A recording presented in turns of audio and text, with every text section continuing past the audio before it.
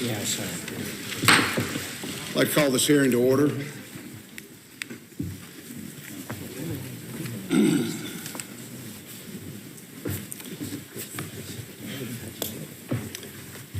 I'd like to thank our witnesses today, Director of National Intelligence, Dan Coates. Dan, welcome back to your family here in the United States Senate. Department of Justice Deputy Attorney General Rod Rosenstein, Director of National Security Agency Admiral Mike Rogers, and Acting Director of the Federal Bureau of Investigation Andrew McCabe. Welcome to all four of you. I appreciate you coming today to discuss one of our most critical and publicly debated foreign intelligence tools. Title VII of the Foreign Intelligence Surveillance Act, commonly known as FISA, is set to expire on December 31st, 2017. Title VII includes several crucial foreign intelligence collection tools, including one known primarily as Section 702. Section 702 provides the capability to target foreigners who are located outside the United States, but whose foreign communications happen to be routed to and acquired inside the United States. Section 702 collection is exceptionally critical to protecting Americans both at home and abroad.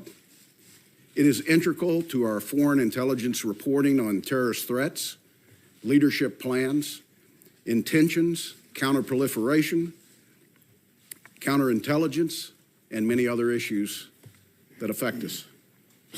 It is subject to multiple layers of oversight and reporting requirements from the executive, the judicial, and the legislative branches. The Foreign Intelligence Surveillance Court must approve minimization procedures for each relevant IC agency before the agency can review collected information. At the end of the day, FISA collection provides our government with the foreign intelligence that our nation needs to protect Americans at home and abroad, and in many cases, our allies. I understand there is an ongoing debate pitting privacy against national security, and there are arguments within the debate that have merit.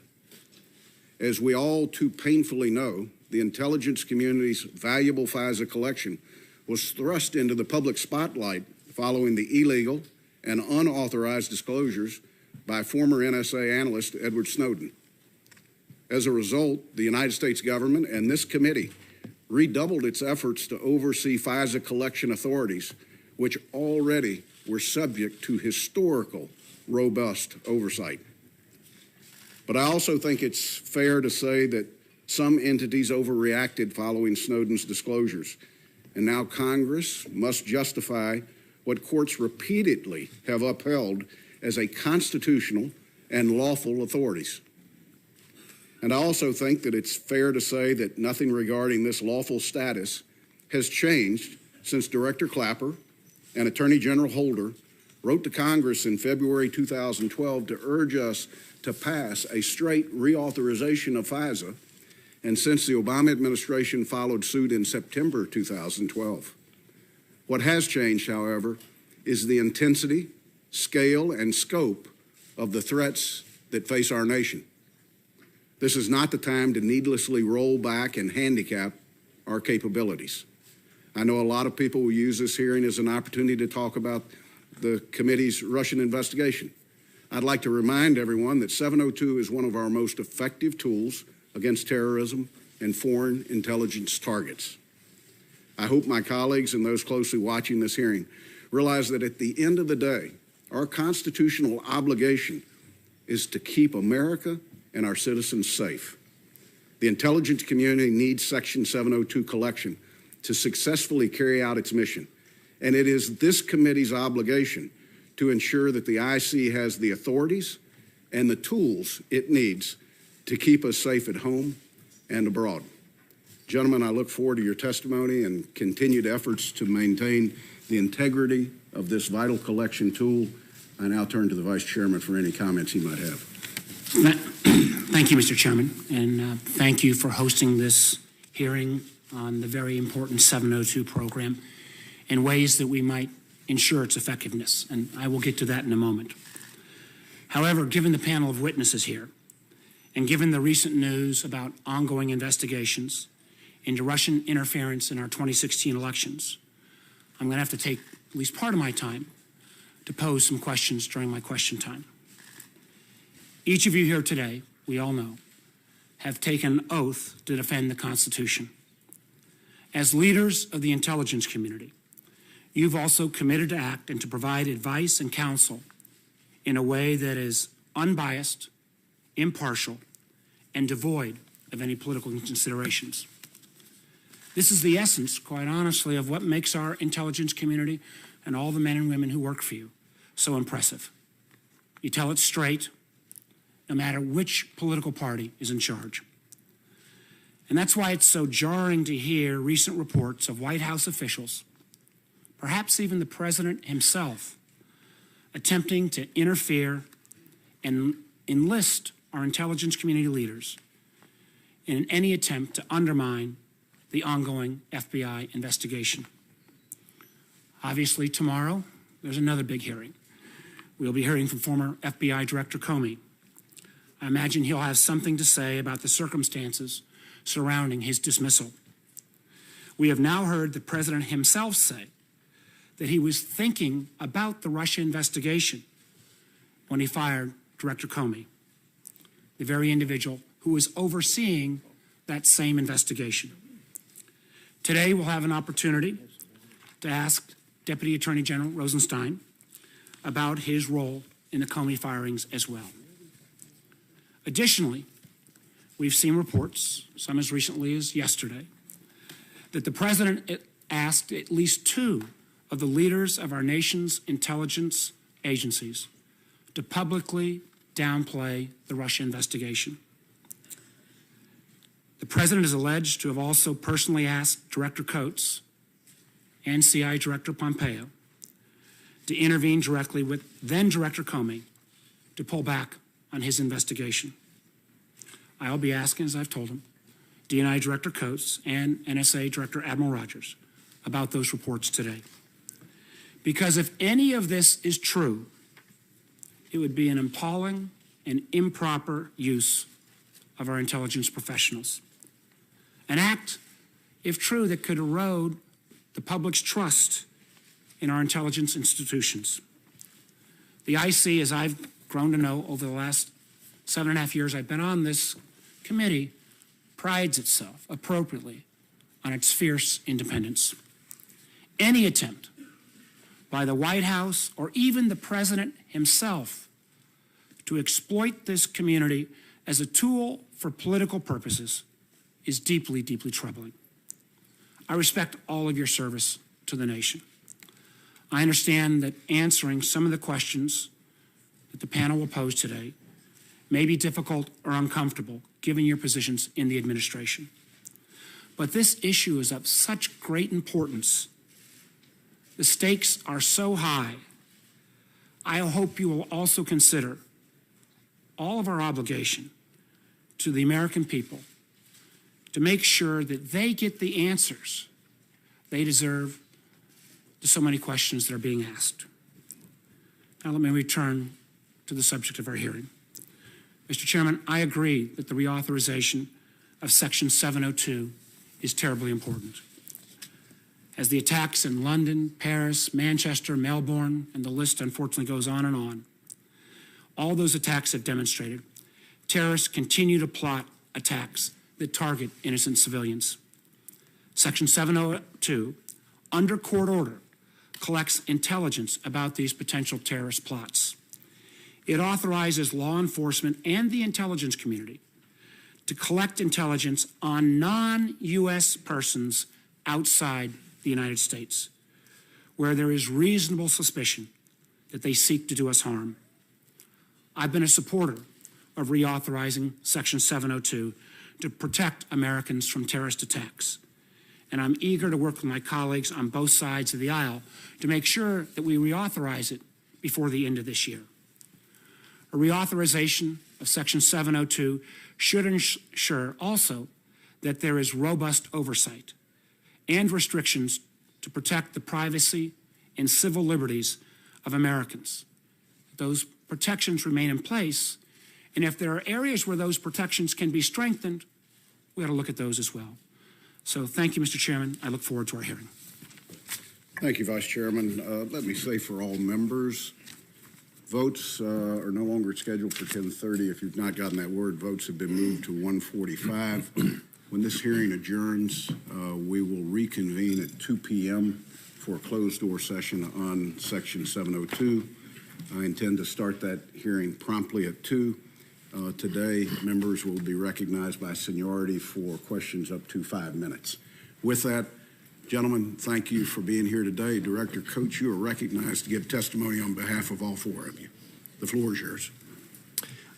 Thank you, Mr. Chairman, Chairman Burr, Chairman Warner, members of the committee. We are pleased to be here today at your request to talk about an important and perhaps the most important piece of legislation that affects the intelligence community. I'm here with my colleagues. I would like to take the opportunity to explain in some detail Section 702, given this as a public hearing, and hopefully the public will be watching. Our efforts to provide transparency in terms of how we protect the privacy in some detail and civil liberties of our American Section citizens. 702, given this as a public hearing, the program needs to be understood. Hopefully the public so I appreciate your patience as I talk through our efforts to provide transparency in terms of how we protect the privacy and civil liberties of our American citizens needs to be explained. The program needs to be understood, and so I appreciate your patience as I talk through in my opening statement the value of 702 to our intelligence community and to keeping Americans safe. Intelligence collection under Section 702 of FISA amendments has produced and continues to produce significant intelligence that is vital to protect the nation against international terrorism, against cyber threats, weapons proliferators, and other threats. At the same time, Section 702 provides strong protections for the privacy and civil liberties of our citizens. Today, the horrific attacks that recently have occurred in Europe are still at the top of my mind. I was just in Europe days before the first attack in Manchester, followed by other attacks that have subsequently taken place. I was in discussion with my British colleagues through this, as well as colleagues in other European nations, and my sympathies go out to the victims and families of those that have received these heinous attacks, and to the incredible resilience that these communities affected by this violence have shown.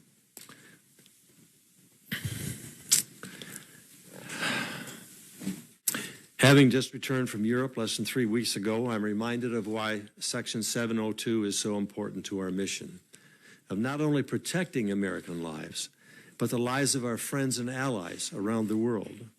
And although the many successes enabled by 702 are highly classified, the purpose of the authority is to give the United States intelligence community the upper hand in trying to avert these types of attacks before they transpire, which is why permanent reauthorization of the FISA Amendments Act without further amendment is the intelligence community's top legislative priority. And based on the long history of oversight and transparency of this authority, I would urge the Congress to enact this legislation at the earliest possible date to give our intelligence professionals the consistency they need to maintain our capability. Let me begin today by giving an example of the impact of Section 702 of FISA. It's been cited before, but I think it is worth mentioning again. An NSA FISA Section 02 collection against an email address used by an al-Qaeda courier in Pakistan revealed communications with an unknown individual located within the United States. The U.S.-based person was urgently seeking advice on how to make explosives. NSA passed this information on to the FBI, which in turn was able to quickly identify the individual as Nazbullah Zazi, And as you know, Zazi and his associates, in fact, had imminent plans to detonate explosives on Manhattan's subway lines. After Zazi and his co-conspirators were arrested, the Privacy and Civil Liberties Oversight Board stated in its report, and I quote, "Without the initial tip-off about Zazi and his plans, which came about by monitoring an overseas foreigner under Section 702, the subway bombing plot might have succeeded." This is just one example out of many of the impacts this authority has had on the IC's ability to thwart imminent threats and plots against the United States citizens and our friends and allies overseas. Since it was enacted nearly 10 years ago, the FISA Act has been subject to rigorous and constant oversight by all three branches of government. Indeed, we regularly report to the Intelligence and Judiciary Committees of both the House and the Senate how we have implemented the statute, the operational value it has afforded, and the extensive measures we take to ensure that the government's use of these authorities complies with the Constitution and the laws of the United States. Further, over the past few years, we have engaged in an unprecedented amount of public transparency on the use of these authorities. In the interest of transparency, and because this is a public hearing, allow me to provide an overview of the framework for Section 702 and the reasons why the Congress amended FISA in 2008. I will then briefly address why 702 needs to be reauthorized, and finally, I will discuss oversight and compliance and how we are ensuring and continue to ensure the rights of U.S. citizens, rights that need to be protected. At the outset, I want to stress three things as a backdrop to everything else that my colleagues and I are presenting today. First, as I mentioned at the outset, Collection Under 702 has produced and continues to produce intelligence that is vital to protect the nation against international terrorism and other threats. Secondly, there are important legal limitations found within Section 702 of FISA, and let me note four of these legal limitations. First, the authorities granted under Section 702 may only be used to target foreign persons located abroad for foreign intelligence purposes. Secondly, they may not be used to target U.S. persons anywhere in the world. Third, they may not be used to target anyone located inside the United States, regardless of their nationality. And fourth, they may not be used to target a foreign person when the intent is to acquire the communications of a U.S. person with whom a foreign person is communicating. This is generally referred to as the prohibition against reverse targeting.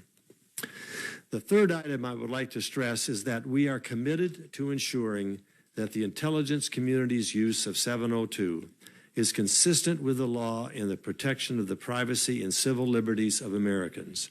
And to that end, in the nearly 10 years since Congress enacted the FAA, there have been no instances of intentional violations of Section 702. I'd like to repeat that. In the nearly 10 years since Congress enacted the amendments to the Freedom Act, the act that established the FISA, there have been no instances of intentional violations of Section 702. With those points as a backdrop, now let me turn to a discussion of why it became necessary for Congress to enact Section 702. I do this so that the American public can hopefully better understand the basis for this important law. The Foreign Intelligence and Surveillance Act was first passed in 1978, creating a way for the federal government to obtain court orders for electronic surveillance of suspected spies, terrorists, and foreign diplomats located inside the United States. When originally enacting FISA, Congress decided that collection against targets located abroad would generally be outside of their regime, FISA's regime. That decision reflected the fact that people in the United States are protected by the Fourth Amendment, while foreigners located abroad are not. Congress accomplished this in large part by defining electronic surveillance based on the technology of the time. In the 1970s, overseas communication were predominantly carried by satellite. FISA, as passed in 1978, did not require a court order for the collection of these overseas satellite communications. So, for example, if in 1980 NASA intercepted a satellite communication of a foreign terrorist abroad, no court order was required. However, by 2008, technology had changed considerably. First, U.S.-based email services were being used by people all over the world. Second, the overseas communications that in 1978 were typically carried by satellite were now being carried by fiber optic cables, often running through the United States. So to continue the same example, if in 2008 a foreign terrorist was communicating by using a U.S.-based email service, a traditional FISA court order was required to compel a U.S.-based company to help with that collection. Under traditional FISA, a court order can only be obtained on an individual basis by demonstrating to a federal judge that there is probable cause to believe that the target of the proposed surveillance is a foreign power or an agent of a foreign power. This had become an ever more difficult and extremely resource-intensive process.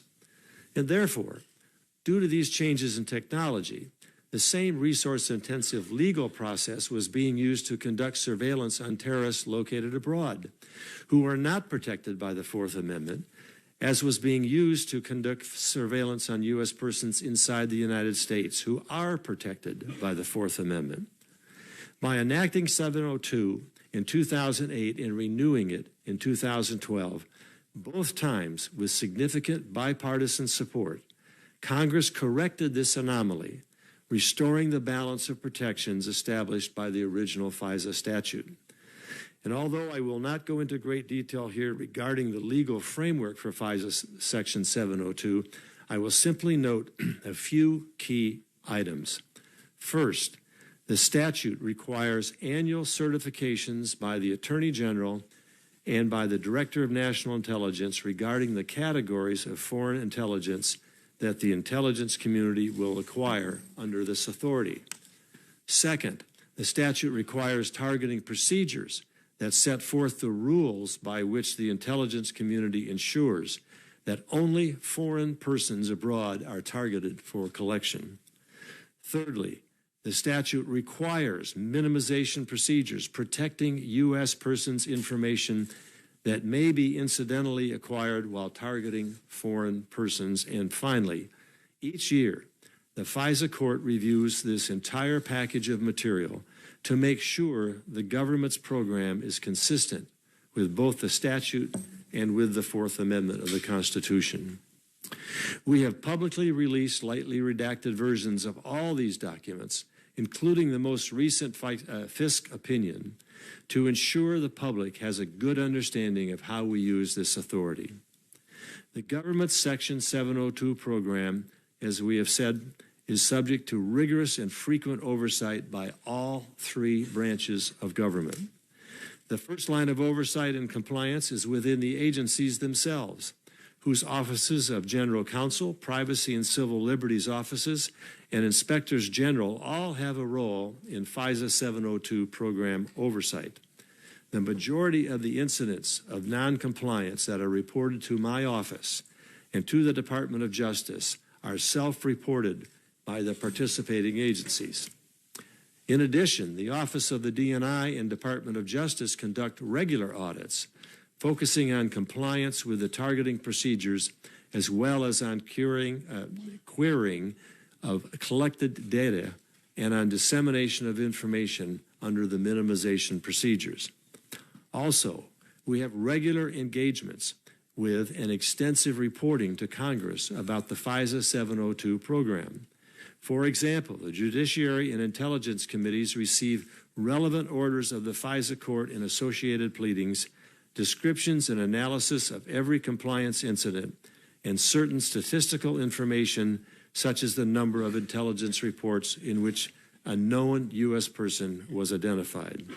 And finally, of course, the FISA court regularly checks our work, both through the annual recertification process and through regular interactions on particular incidents of noncompliance. Members of the FISA court, who are all appointed by the Chief Justice of the Supreme Court, represent the best of our judicial community. They have vast judicial experience and are committed to the constitutional responsibilities of protecting the privacy of U.S. persons. We are particularly proud of our oversight and compliance track record. The audits of the program conducted by the ODNI and DOJ have shown that unintended error rates are extremely low, substantially less than 1%. Further, and I want to emphasize this, we have never, not once, found an intentional violation of this program. There have been unintended mistakes, but I would note that any system with zero compliance incidents is a broken compliance system because human beings make mistakes. The difference here is that none of these mistakes has been intentional. When we do find unintentional errors and compliance incidents, we ensure that they are reported and corrected. This is an extraordinary record of success for the diligent men and women of the intelligence community who are committed to ensuring that their neighbors' privacy is protected in the course of their national security work. And with that, I'd like to turn to the most recent compliant incident, which resulted in a significant change in how the National Security Agency conducts as a portion of its FISA 702 collection. A recent example of the oversight process at work, as a recent example, NASA identified a compliance incident involving queries of U.S. persons' identifiers into Section 702 acquired upstream data. Upstream data refers to when NASA receives communications directly from the Internet with the assistance of companies that maintain these backbone networks. The FISA court was promptly notified, and DOJ and ODNI worked with NSA to understand the scope and causes of the problem, as well as to identify potential solutions to prevent the problem from reoccurring. The details of the incident are publicly available, and Admiral Rogers will go or can go into more detail during the question and answer session if you would like. But just allow me briefly to state what happened. NASA identified and researched a compliance issue. NSA reported that issue to DOJ, ODNI, and ultimately the FISA court. The court delayed its consideration of the 2016 certifications on that basis until the government was able to correct the issue. NSA determined that a possible solution to the compliance problem was to stop conducting one specific type of upstream collection. So ultimately, we decided that the most effective way to address the court's concerns was to stop collecting on this basis. It's called the abouts portion of upstream collection. And by abouts collection, I'm referring to NSA's ability to collect communications where the foreign intelligence target is neither the sender nor the recipient of the communication that's made, but is referenced within the communication itself. The FISA court agreed with our solution and approved the program as a whole on the basis of the NSA proposal.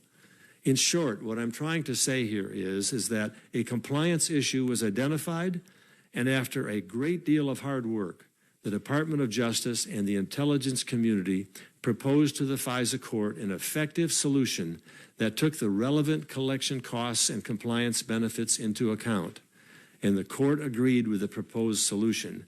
That is how the process works, and it works well. Before I conclude, I would like to speak briefly about an issue that has been the subject of much public discussion. There have been numerous requests from both Congress and the advocacy community for NSA to attempt to count the number of United States persons whose communications have been incidentally acquired in the course of FISA 702 collection. During my confirmation hearing, and in a subsequent hearing before this committee, I committed to sitting down with Admiral Rogers and the subject matter experts in the intelligence community to understand why this has been so difficult. Within my first few weeks on the job, I visited NSA, discussed with Admiral Rogers and his technical people, and followed through on my commitment. What I learned was that the NSA has made Herculean, this is hard for me to say, they have made extensive efforts. Herculean, I think, is the, say that again. Herculean. All right, I had to turn to, you know what I mean? I mean really tough efforts, all right, to devise a counting strategy that would be accurate and that would respond to the question that was asked. But I also learned that it remains infeasible to generate an exact, accurate, meaningful, and responsive methodology that can count how often a U.S. person's communications may be incidentally collected under 702. I want to be clear here.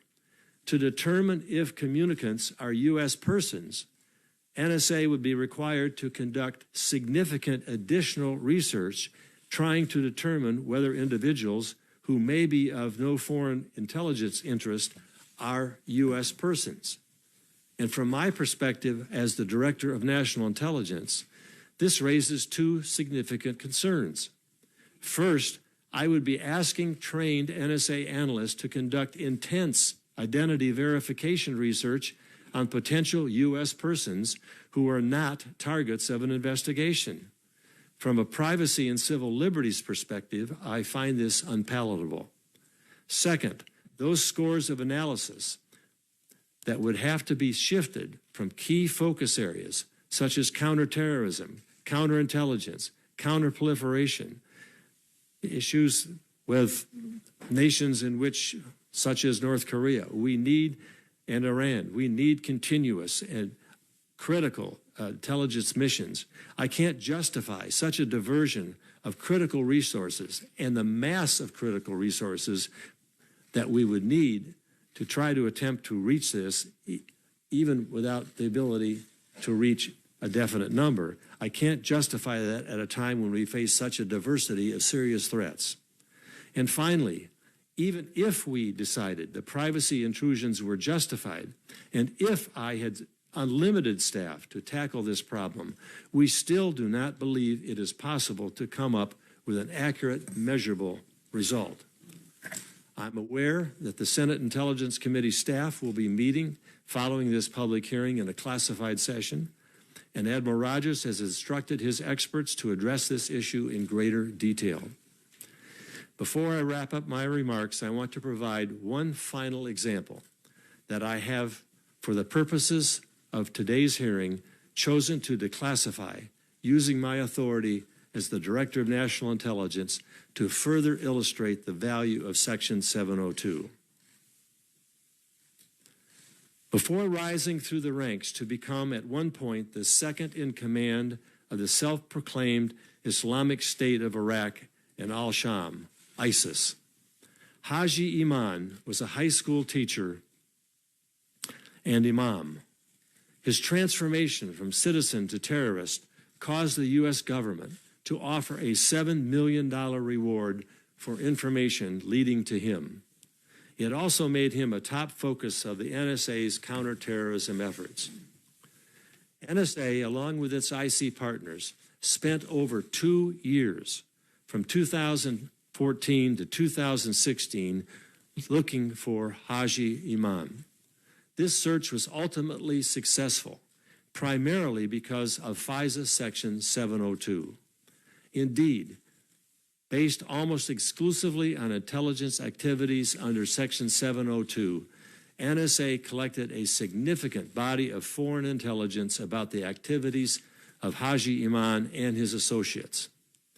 Beginning with non-Section 702 collection, NSA learned of an individual closely associated with Haji Iman. NSA used collection permitted and authorized under Section 702 to collect intelligence on the close associates of Haji Iman, which allowed NSA to develop a robust body of knowledge concerning the personal network of his of Haji Oman and his close associates. Over a 2-year period, using FISA's Section 702 collection and in close collaboration with our IC partners, NSA produced more intelligence on Haji Iman's associates, including their location. NSA and its tactical partners then combined this information, the Section 702 collection, which was continuing, and other intelligence assets to identify the reclusive Haji Iman and track his movements. Ultimately, this collaboration enabled U.S. forces to attempt an apprehension of Haji Iman and 2 of his associates. On March 24, 2016, during the attempted apprehension operation, shots were fired at the U.S. forces aircraft from Haji Iman's location. U.S. forces returned fire, killing Haji Iman and the other associates at that location. Subsequent Section 702 collection confirmed Haji Iman's death. As you can see from this sensitive example, Section 702 is an extremely valuable intelligence collection tool and one that is subject to a rigorous, effective oversight program. And therefore, allow me to reiterate my call on behalf of the intelligence community without hesitation, my call for permanent reauthorization of the FISA Amendments Act without further amendment. Mr. Chairman, thank you for your patience, and we would be willing to be open to your questions. Thank you, Director Coates. The chair would recognize himself now for 5 minutes of questions. In 2012, I mentioned in my opening statement, Director of National Intelligence Jim Clapper and Attorney General Eric Holder wrote a letter to the congressional leadership asking Congress to pass straight reauthorization of FISA. The September 2012 statement of administration policy also urged the same. This would be to Director Coates and AG Rosenstein. Has the ODNI or the Department of Justice position changed at all since the time of the February 2012 letter? No, we strongly support the 2012 letter and request. We agree, Senator. We agree 100%. Right. This is to Admiral Rogers and to Director McCabe.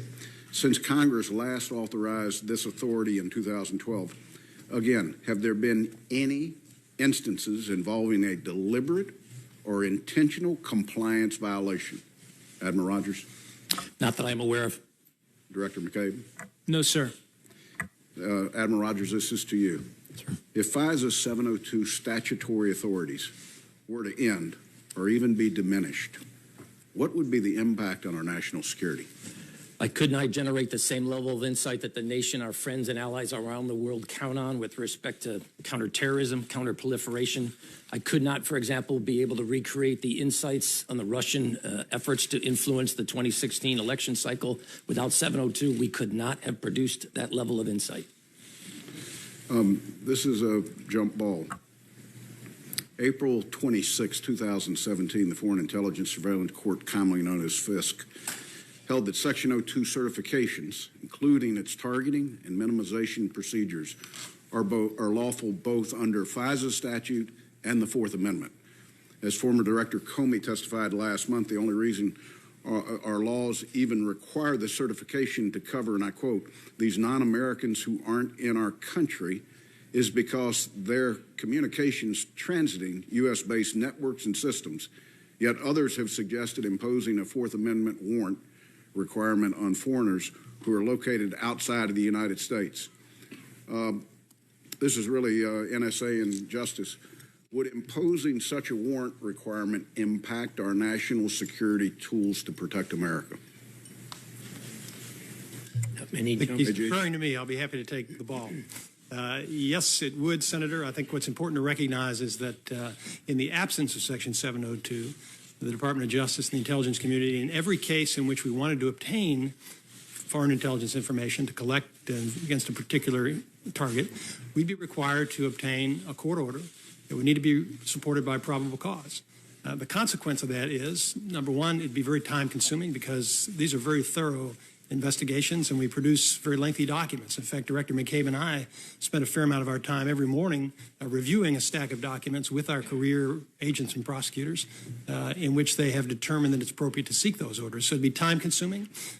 It would require a significant commitment of resources, and in addition to that, it would require a showing of probable cause. And as you know, the probable cause showing, which is required under the Constitution in circumstances in which privacy interests of Americans are at stake, and it's required by the Fourth Amendment, that's a relatively higher threshold than we require for foreign intelligence information. And so we think it's important, Senator, that we not apply that Fourth Amendment constitutional standard to foreigners who are not in the United States. Thank you, Mr. Rosenstein. Admiral Rogers, this is to you. There's a lot of news reporting, much of it inaccurate, that characterizes Section 702 as a means of targeting U.S. persons. We know that targeting U.S. persons is prohibited, as is what is termed reverse targeting.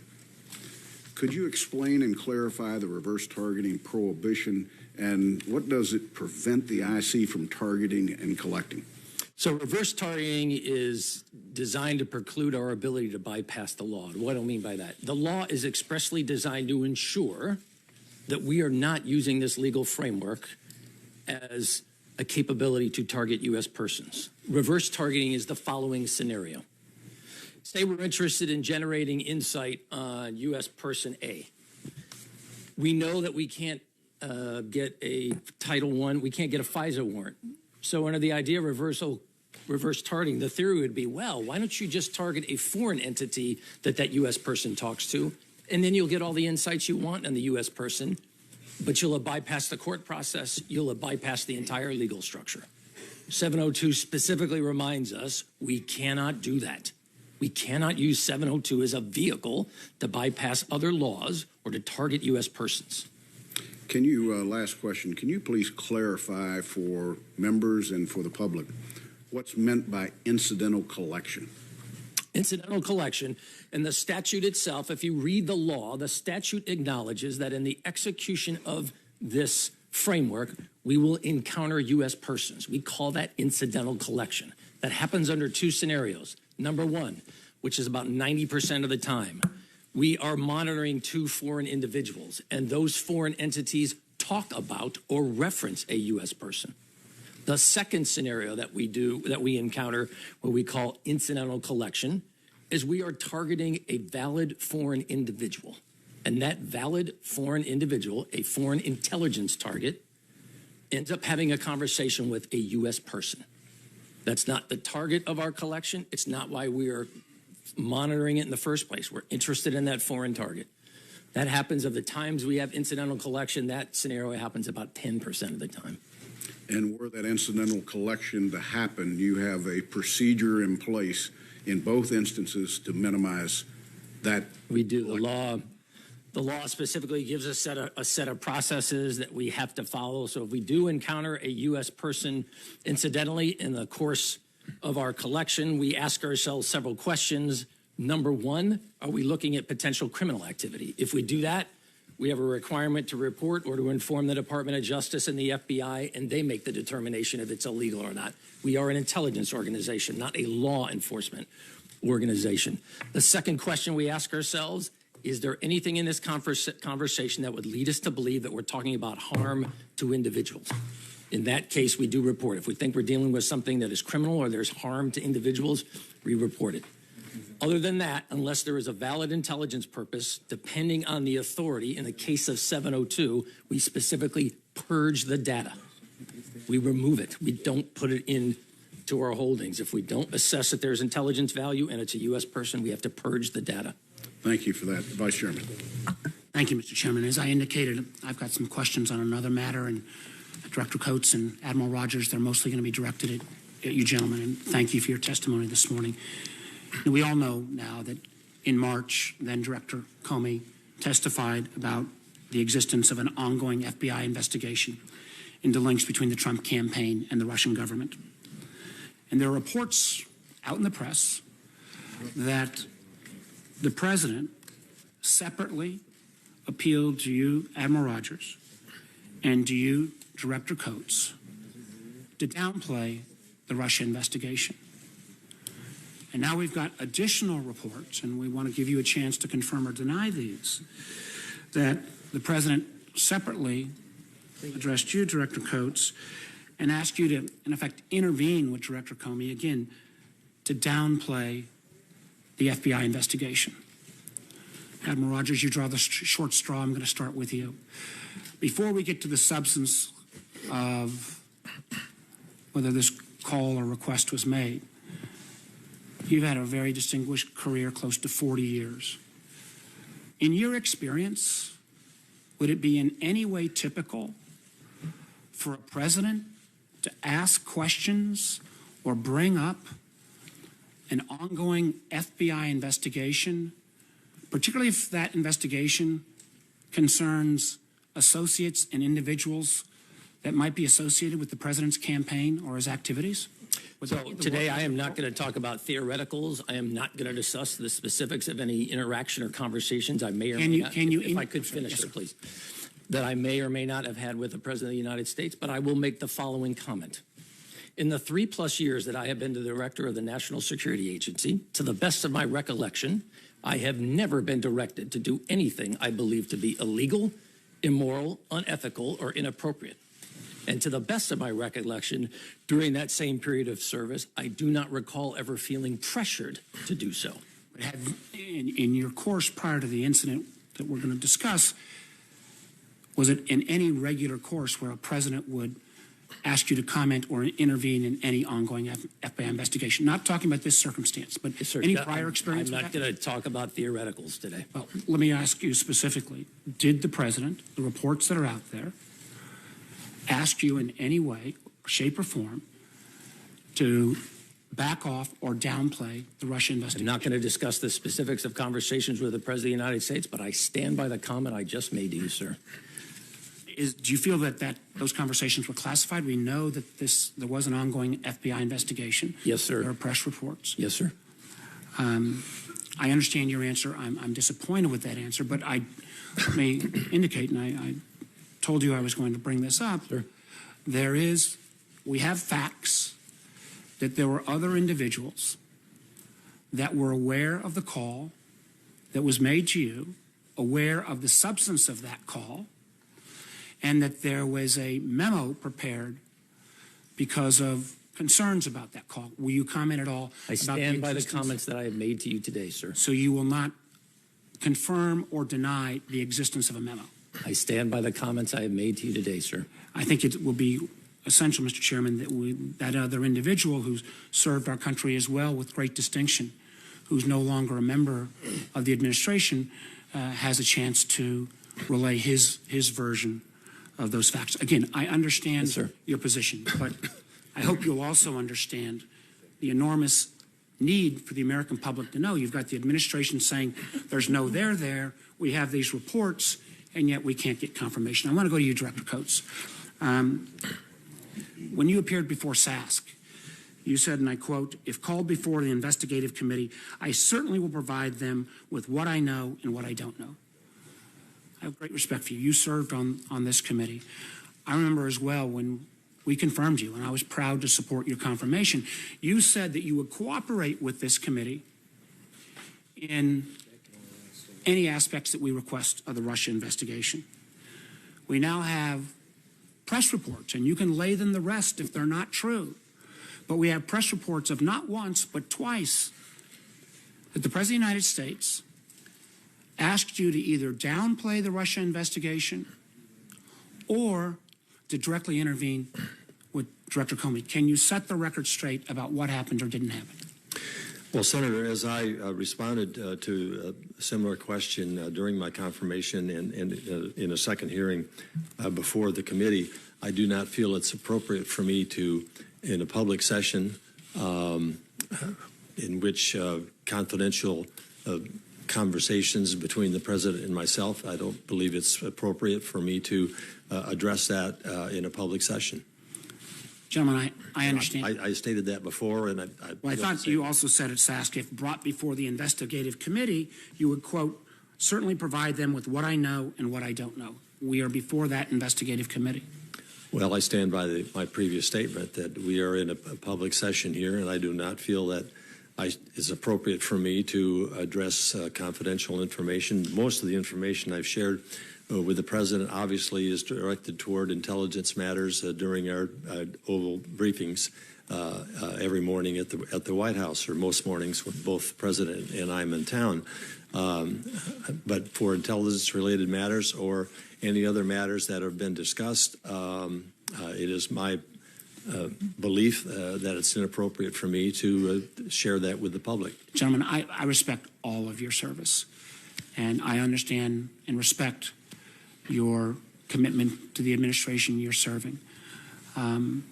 We will have to bring forward that other individual about whether the existence of the memo that may document some of the facts that took place in the conversation between the President and Admiral Rogers. But I would only ask as we go forward,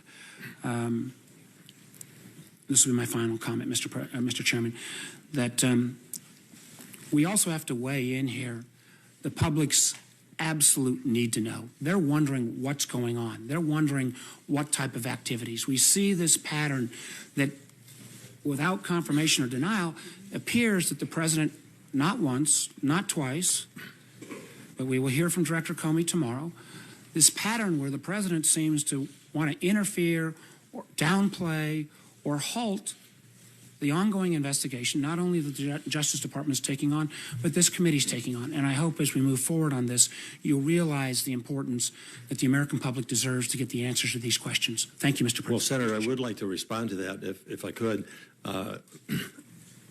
First of all, I told you and I committed to the committee that I would be available to testify before the committee. I don't think this is the appropriate venue to do this in, given that this is an open hearing and a lot of confidential information relative to intelligence or other matters. I just don't feel it's appropriate for me to do that in this situation. And then secondly, when I was asked yesterday to respond to a piece that I was told was going to be written and printed in the Washington Post this morning, my response to that was, in my time of service, which is in interacting with the President of the United States or anybody in his administration, I have never been pressured. I have never felt pressure to intervene or interfere in any way and shaping intelligence in a political way or in relationship to an ongoing investigation. All I'd say, Director Coates, is there was a chance here to lay to rest some of these press reports. If the President is asking you to intervene or downplay, you may not have felt pressure, but if he is even asking, to me that is a very relevant piece of information.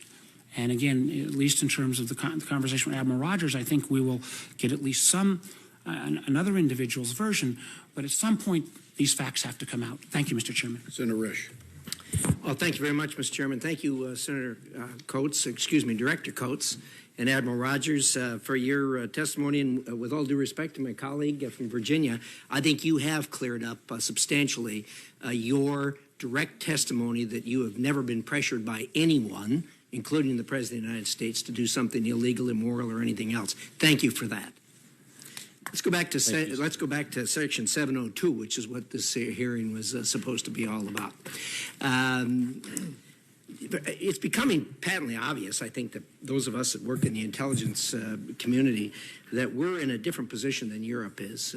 Europe is their risks are obviously very high, and they're suffering these attacks on a very regular basis and becoming more regular. So let's talk about our collection efforts versus the European collection efforts, and particularly as it relates to Section 702.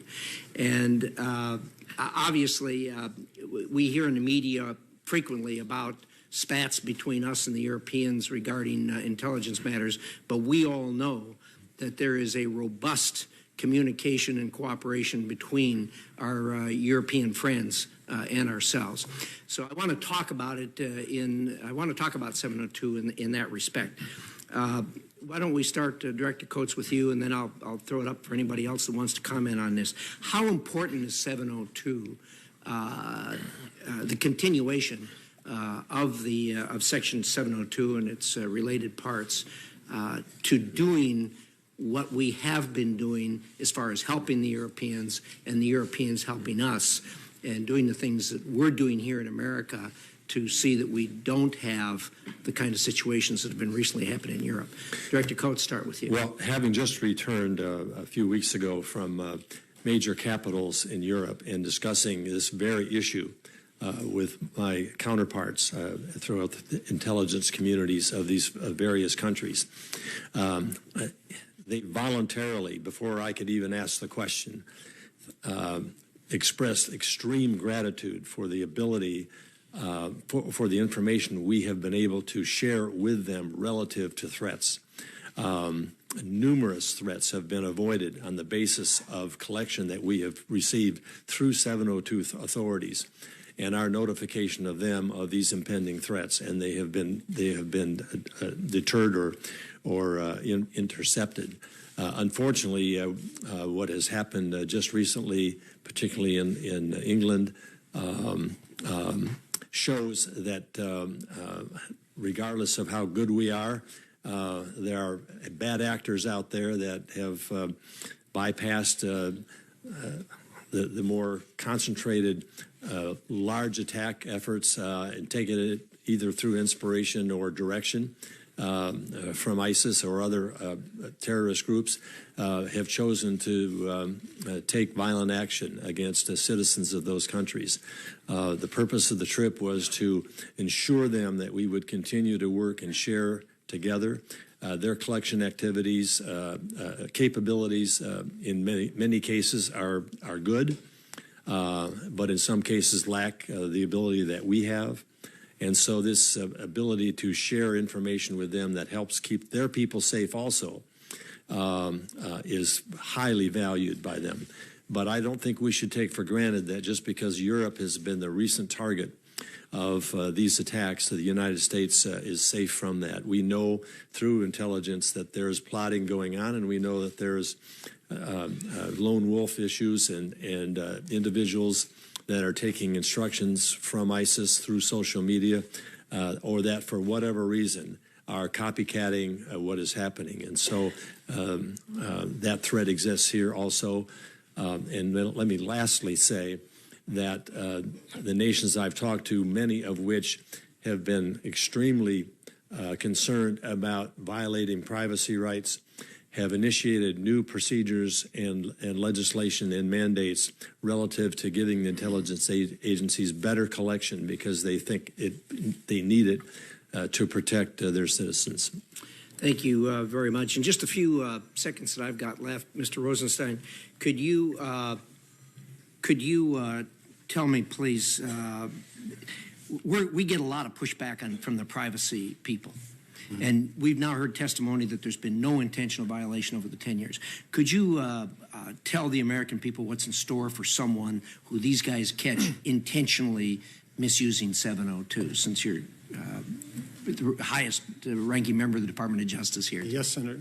Well, I can assure you, Senator, that in the Department of Justice, we treat with great seriousness any allegations of violations regarding classified information. So if there were a credible allegation that someone had willfully violated Section 702 in a way that was in violation of a criminal law, we would investigate that case, and if prosecution were justified, we would prosecute it. I know Director McCabe shares with me that commitment. We recognize that we have an obligation to the American people to make sure that these authorities are used appropriately and responsibly, that we comply with the Constitution and the laws and the procedures, and we're committed to devote whatever resources are required to make sure that if there are willful violations, people are held accountable for them. And this is your commitment and the Department of Justice's commitment to the American people? That's correct. Thank you, Mr. Rosenstein. Thank you, Mr. Senator Feinstein. Thanks. Thank you, Mr. Chairman. Just a couple of comments on Section 702. It's a program that I support. It's a program that I believe has worked well. It's a big program. It's an important one. It is a content collection program involving both internet and phone communications. So it can raise concerns about privacy and civil liberties.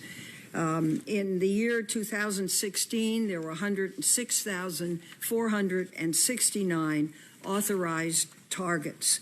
out of 3 billion internet users. That's the ratio. The question of unmasking has been raised.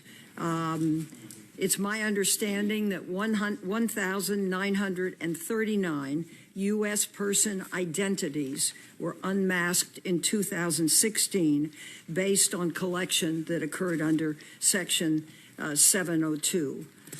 So my question is going to be the following, and I'll ask it all together, and hopefully you'll answer it. I would like a description of the certification process and the use of an amicus. I would like your response to the fact that the question, the program sunsets after 5 years, about raising that sunset versus no sunset because of the privacy concerns. It's my belief there should be a sunset. And the use of an amicus, which is currently used as part of the certification process, and whether that should be continued and formalized. So, Admiral, it's programs under your auspices. I could, if I could. DOJ is going to be smarter on the amicus piece. Okay. Please, will you take that piece and I'll... I'm not sure I am smart on the amicus piece, Senator. I can tell you this, though, that with regard to the question of unmasking, this is actually primarily a question not for the department. The determination is made by the intelligence agencies. If there is a situation where a foreign person has been communicating about an American person and a decision is made whether or not the identity of the American person is necessary in order for that intelligence to be properly used. I think what's important for people to recognize, Senator, is that's an internal issue. That is, that unmasking is done internally, within the cloak of confidentiality within the intelligence community. That's a different issue from leaks. In other words, if somebody's identity is disclosed internally because it's relevant for intelligence purposes, because that's the goal of this collection, is to understand. Mr. Rosenstein, let me just tell you, I just listened to somebody who should have known better talking about unmasking in a political sense, that it's done politically. And that, of course, is not the case. And so what I'm looking for is the definition of how this is done and under what circumstances. Right. And I think, Senator, that because that's really a decision made by the IC, the intelligence community, not by the department, it would be appropriate for them to respond to that. I can do that. So with respect to unmasking, the following criteria is applied. First, for the National Security Agency, we define in writing who has the authority to unmask a U.S. person identity. That is 20 individuals in 12 different positions. I am one of the 20 in one of those 12 positions, the director. Secondly, we outline in writing what are the criteria that will be applied to a request to unmask. In a report, and again, part of our process under 702 to protect the identity of U.S. persons as part of our minimization procedures, when we think we need to reference a U.S. person in a report, we will not use a name. We will not use an identity. We say U.S. person 1, U.S. person 2, U.S. person 3. That report is then promulgated. Some of the recipients of that report will sometimes come back to us and say, I'm trying to understand what I am reading. Could you help me understand who is person 1 or who is person 2, etc.? We apply 2 criteria in response to their request. Number 1, you must make the request in writing. Number 2, the request must be made on the basis of your official duties, not the fact that you just find this report really interesting and you're just curious. It has to tangibly tie to your job. And then finally, I said too, but there's a third criterion, and that is the basis of the request must be that you need this identity to understand the intelligence you're reading. We apply those 3 criteria. We do it in writing, and one of those 20 individuals then agrees or disagrees. And if we unmask, we go back to that entity who requested it, not every individual who received the report, but that one entity who asked for us. We then provide them the U.S. identity, and we also remind them the classification of this report and the sensitivity of that identity remains in place. By revealing this U.S. person to you, we are doing it to help you understand the intelligence, not so that you can use that knowledge indiscriminately. It must remain appropriately protected. Thank you. And Senator, if I could just add something to that, given the nature of this issue, and it's a legitimate question that you've asked, I've talked with my colleagues at NSA and CIA, FBI, and so forth, and suggesting that we might ask our civil liberties and privacy protection agencies to take a look at this, to see if they're Ed Rogers laid out the procedures. Are these the right procedures? Should we be doing something different? Would they have recommendations that better protected people from misuse of this? And they've all agreed to do that. So I think it's a legitimate issue to follow up on. I've talked to the agency heads about doing so, and they're willing to do it. And if I could, I also have an internal review that I have directed. Given all the attention, given the focus, let's step back, let's reassess it, and let's ask ourselves, is there anything that would suggest we need to do something different in the process? Good. Thank you. Mr. Chairman, with your permission, I'd like to more thoroughly answer the first question the Senator asked, which is, Senator Feinstein, my understanding is that an amicus was used in 2015. That decision was made by the court. It's the Foreign Intelligence Surveillance Court, which has the statutory authority, if the court believes it's appropriate in a particular case, to appoint an amicus. So my understanding is that was done in 2015. Thank you. Well, would you feel it would be helpful to make it a part of the regular certification process? Well, my understanding, Senator, is that the statute permits the court to do it if the court believes it's appropriate. So I believe the court has that authority, and I'd leave it to the judges to decide when it's appropriate to exercise that. Thank you. Thanks, Mr. Senator Rubio. Thank you all for being here. I understand fully the need of the President of the United States to be able to have conversations with members of the intelligence community that are protected, particularly in a classified setting. I also understand that the ability of this community to function depends both on its credibility, that its work that it's doing is in the national security interest of the United States, and also the importance of its independence, that it is not an extension of politics no matter which administration is at play. And the absence of either one of those two things impacts everything we do, including this debate we're having here today. And the challenge that we have now is that while the folks here with us this morning are constrained in what they can say, there are people that apparently work for you that are not, and are constantly speaking to the media about things and saying things. And it puts the Congress in a very difficult position because the issue of oversight on both your independence and on your credibility falls on us. And I actually think if what is being said to the media is untrue, then it is unfair to the President of the United States. And if it is, then it is true, that it is something the American people deserve to know, and we as an oversight committee need to know in order to conduct our job. And so my questions are geared to Director Coates and Admiral Rogers. You have testified that you have never felt pressured or threatened by the President or by anyone to influence any ongoing investigation by the FBI. Are you prepared to say that you've never been asked by the President or the White House to influence an ongoing investigation? Well, Senator, I just hate to keep repeating this, but I'm going to do it. I'm willing to come before the committee and tell you what I know and what I don't know. What I'm not willing to do is to share what I think is confidential information that ought to be protected in an open hearing. And so I'm not prepared to answer your question today. Director Coates, I would just say, and with incredible respect that I have for you, I am not asking for classified information. I am asking whether or not you have ever been asked by anyone to influence an ongoing investigation. I understand, but I'm just not going to go down that road in a public forum. And I also was asked the question if the special prosecutor called upon me to meet with him to ask his questions. I said I would be willing to do that. I likewise stand by my previous comment. Okay, well then, in the interest of time, let me ask both of you, has anyone ever asked you, now or in the past, this administration or any administration, to issue a statement that you knew to be false? For me, I stand by my previous statement. I've never been directed to do anything in the course of my 3+ years as the director of the National Security Agency that I felt to be inappropriate, nor have I felt pressure to do so. Have you ever been asked to say something that isn't true? I stand by my previous statement, sir. Director Coates? I do likewise.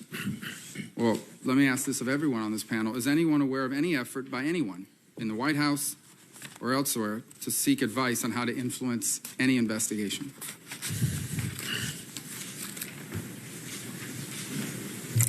My answer is absolutely no, Senator. No one has anything to add to that. I don't understand the question. The question is, are you aware of any efforts by anyone in the White House or the executive branch looking for advice from other members of the intelligence community about how to potentially influence an investigation? Are you talking about me? No. No. Okay. Who wants to answer? I'm sorry. I'm not sure I understand the question, but if you're asking whether I'm aware of requests to other people in the intelligence community, I am not. Seeking advice on how we could potentially influence someone. You're not aware of anyone ever saying or reporting that to you? No, sir. Has anyone ever come forward and said, I just got a call from someone at the White House asking me what is the best way to influence someone on an investigation? I've never received anything. I have no direct knowledge of such a There call. was an allegation made in one of the press reports, and that's why I asked. On a separate topic. I'm sorry. Who does? Mr. Rosenstein. Our confusion center, we just want to make sure we're clear on the question. The answer is no, as I understand it, but I'm not sure I'm familiar with the particular media report that you're referring to. All right. I'm running out of time. I do want to ask this because this is important.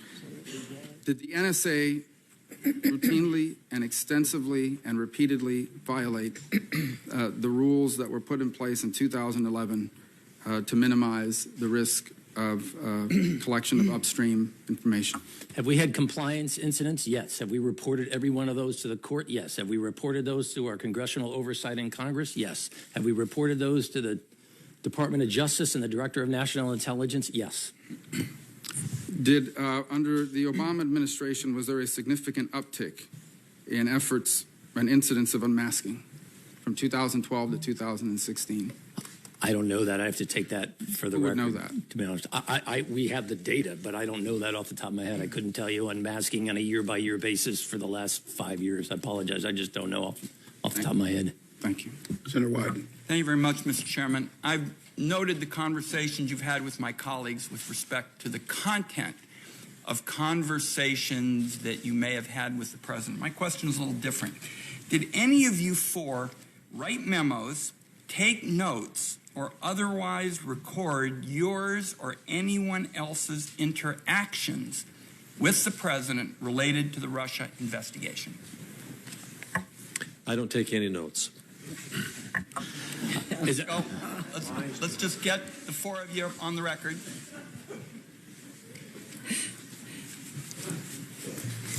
Senator, I rarely take notes. I've actually taken a few today. But I am not going to answer questions concerning the Russia investigation. I think it's important for you to understand. Not on whether you wrote a memo. I'm not going to answer any questions, Okay. Senator, about the Russia. My time's going to be short. Whether you wrote a memo, notes, anything. I also am not going to comment on any conversations I may have had or notes taken or not taken relative to the Russia investigation. Okay. And likewise, I'd take the same position. Director Coates, on March 23rd, you testified to the Armed Services Committee that you were not aware of the president or White House personnel contacting anyone in the intelligence community with a request to drop the investigation into General Flynn. Yesterday, the Washington Post reported that you had been asked by the president to intervene with Director Comey to back off of the FBI's focus on General Flynn. Which one of those is accurate? Senator, I will say once again, I'm not going to get into any discussion on that in an open hearing. Both of them can't be accurate, Mr. Director. Mr. Director, as recently as April, you promised Americans that you would provide what you called a relevant metric for the number of law-abiding Americans who were swept up in the FISA 702 searches. This morning, you went back on that promise, and you said that even putting together a sampling, a statistical estimate, would jeopardize national security. I think that is a very, very damaging position to stake out. We're going to battle it out in the course of this because there are a lot of Americans who share our view that security and liberty are not mutually exclusive. We can have both. And you rejected that this morning. You went back on a pledge. and I think it is damaging to the public. Now, let me... Senator, could I answer the question? Mr. Director, my time is short, and I want to ask you about one other 702. Well, I would like to answer your question. Briefly.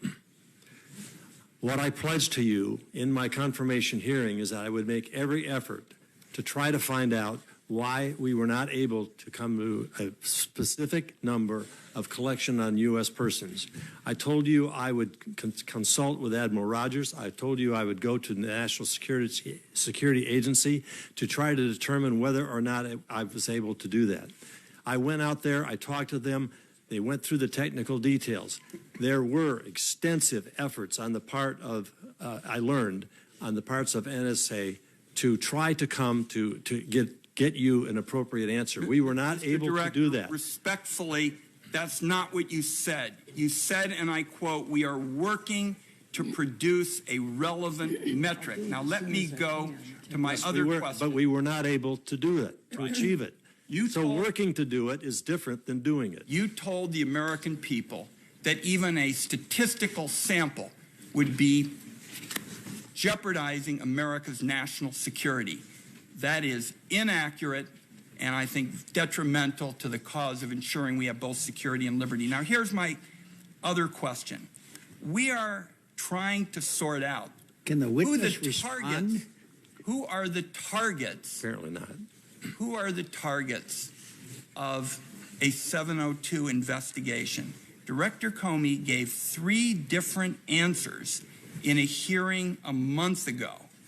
And I think it would be very helpful if you would tell us who, in fact, is a target of these investigations. I want to go after serious foreign threats, but we don't know as of now, with Director Comey having given 3 different answers, who the targets are. Mr. Director. Well, I can't speak for former Director Clapper. Targets, as I understand, are non-U.S. persons, foreign individuals are the targets. In terms, 702 is directed and prohibited from directing targets on U.S. persons. My time is up. I will tell you, Director Comey gave 3 answers. He finally said, I could be wrong, but I don't think so. I think it's confined to counterterrorism, to espionage, and finally he said he didn't think a diplomat could be targeted. So we need you all, in addition to protecting the liberties of the American people, to tell us who the targets are. Thank you, Mr. Chairman. I would like to respond to that by saying some of those targets are classified, highly classified. I understand that. Some of those targets, by revealing those names of those targets, release the methods that we use, and then it's turned against us, and could cost the lives or put some of our agents in significant... Director Comey listed a number of targets, which is why there's confusion. He said that on the record. We need you to tell us on the record as well, consistent with protecting sources and methods. Senator Collins. Thank you, Mr. Chairman. Director Coates, first let me thank you for a very cogent explanation of Section 702 and the fact that it cannot be used to target any person located in the United States, whether or not that person is an American. I think there's a lot of confusion about Section 702, and I appreciate your clear explanation this morning. I have a question for each of you that I would like to ask, and I want to start with Admiral Rogers. Admiral Rogers, did anyone at the White House direct you on how to respond today, or to were there discussions of executive privilege? Have I asked the White House, is it their intent to invoke executive privilege? Yes. The answer I gave you today reflects my answer, no one else's. What were you passing about? Director Coates. My answer is exactly the same. I did never say that. Deputy Attorney General Rosenstein. I have not had any communications with the White House about invoking executive privilege today. Director McCabe. I have not had any conversations with the White House about executive privilege today either. Admiral Rogers, in January, the FBI, the CIA, and NSA jointly issued an Intelligence Committee assessment on Russian involvement in the presidential elections. You've testified today that the IC relied in part on 702 authorities to support its conclusion that the Russians were involved in trying to influence the 2016 elections. Can you provide us with an update on NSA's further work in this area? In terms of the Russian efforts, largely? Yes. Yes, ma'am. We continue to focus analytic and collection effort trying to generate insights as to what the Russians and others are doing, particularly with respect to efforts against U.S. infrastructure, U.S. processes like elections. We continue to generate insights on a regular basis. If my memory is right, I testified before the CICI. We did open threat assessment, and in that hearing, which I think was the 11th of May, I reiterated we continue to see this similar activity that we identified and highlighted in the January report. Those trends continue. Much of that activity continues. It's my understanding that President Obama requested the report that was issued in January. Is that correct? Yes, ma'am. He asked for a consolidated single input from the IC as to the question, did the Russians or did they not attempt to influence the U.S. election process? So could you explain the difference between the requests from President Obama for that unclassified assessment and the allegations that President Trump requested that you publicly report on whether or not there was any intelligence concerning collusion between the Russians and the members of the Trump campaign, President Trump's campaign? So I apologize. I guess I'm confused by the question. Again, I'm not going to comment on any interactions with the president. I just don't feel that is appropriate. As I previously testified, I stand by that report. Let me ask a broader question that I truly am trying to get a handle on, and that is, how does the intelligence community reach a decision on whether or not to comply with a request that comes from the President of the United States? Obviously, you report to the President of the United States, and I'm interested in what process you go through to decide whether or not to undertake a task that's been assigned by the president, by any president. So off the top of my head, I would say we comply unless we have reason to believe that we are being directed to do something that is illegal, immoral, or unethical. In which case, we will not execute that. Senator Heinrich. Director McCabe, did Director Comey ever share details of his conversations with the president with you? In particular, did Director Comey say that the president had asked for his loyalty? Sir, I'm not going to comment on conversations the director may have had with the president. I know he's here to testify in front of you tomorrow. You'll have an opportunity to ask him those things. I'm asking you, did you have that conversation with Director Comey? And I've responded that I'm not going to comment on those conversations. Why not?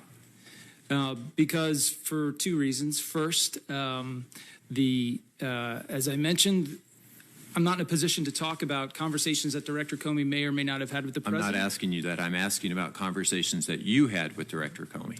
And I think that those matters also begin to fall within the scope of issues being investigated by the special counsel, and it wouldn't be appropriate for me to comment on those today.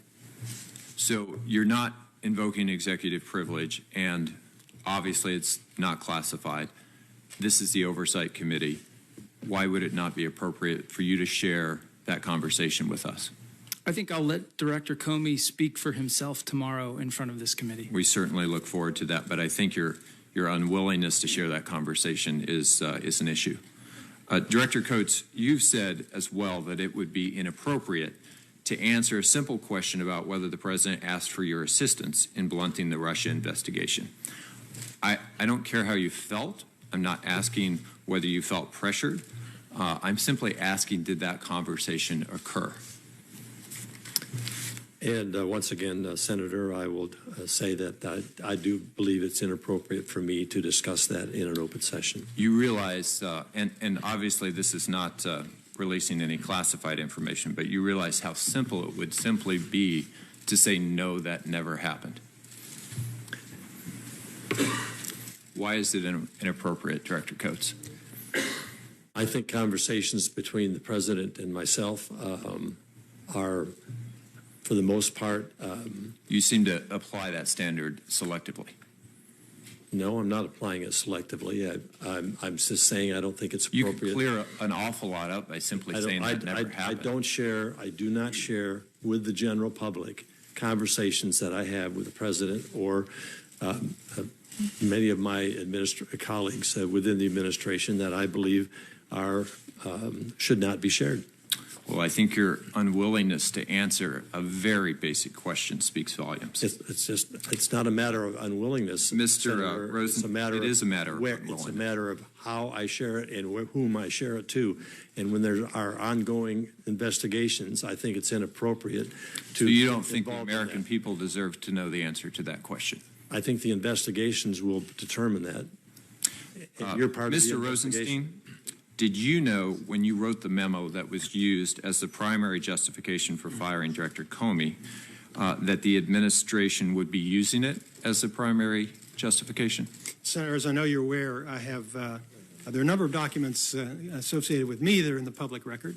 The memorandum I wrote concerning Director Comey is in the public record. The order appointing the special counsel is in the public record. The press release I issued accompanying that order is in the public record, and a written version of the statement that I delivered to. Were you aware that it would be the primary justification for his firing?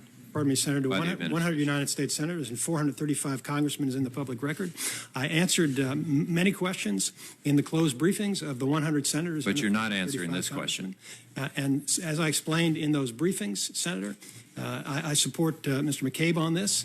We have a special counsel who is investigating, now responsible for the Russian. At this point, you filibuster better than most of my colleagues. So I'm going to move on to another question and say that given that the president stated that the FBI director, that his firing was in response to investigations into Russia, which he made very clear in Lester Holt's interviews, you've talked with both the president and the attorney general about this firing.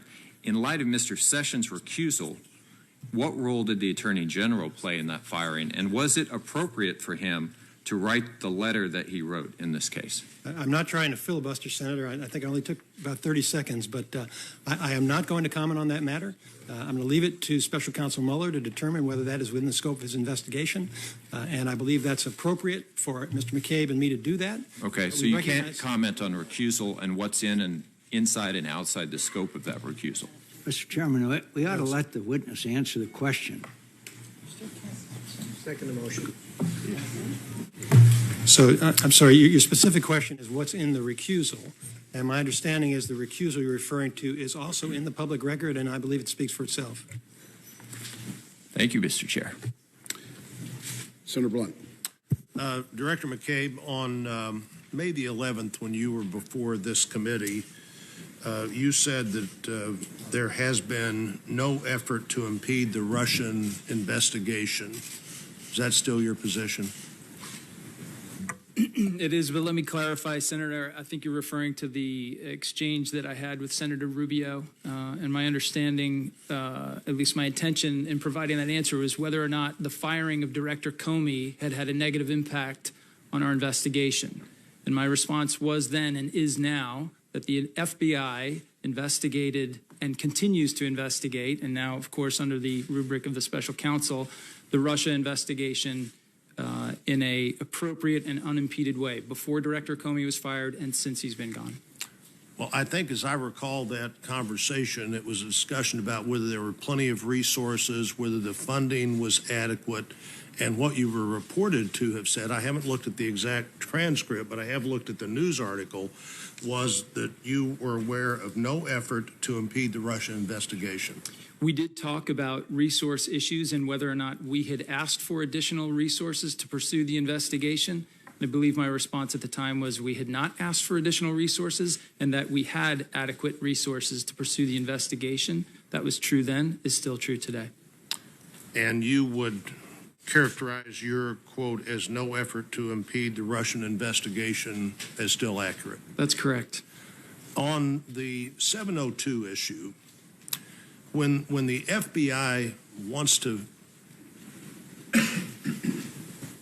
follow up on or pursue a U.S. person in or outside the United States, what court do you go to get that to happen? Do you go to the FISA court as well? If we are seeking collection under 702? No, if you're, how do you relate to 702? Do you ever seek collection under 702? Sure, yes, we do. So so let me step back just a minute. So of course, when the FBI seeks electronic surveillance collection on a U.S. person, we go to the FISA court and get a Title I FISA order to do so. If we have an open, full investigation on a foreign person in a foreign place, and the collection is for the purpose of collecting foreign intelligence, we can nominate that person, or that, as we refer to it internally, the selector, whether it's an email address or that sort of thing. We can nominate that for 702 coverage. We convey that nomination to the NSA, and they pursue the coverage under their authority.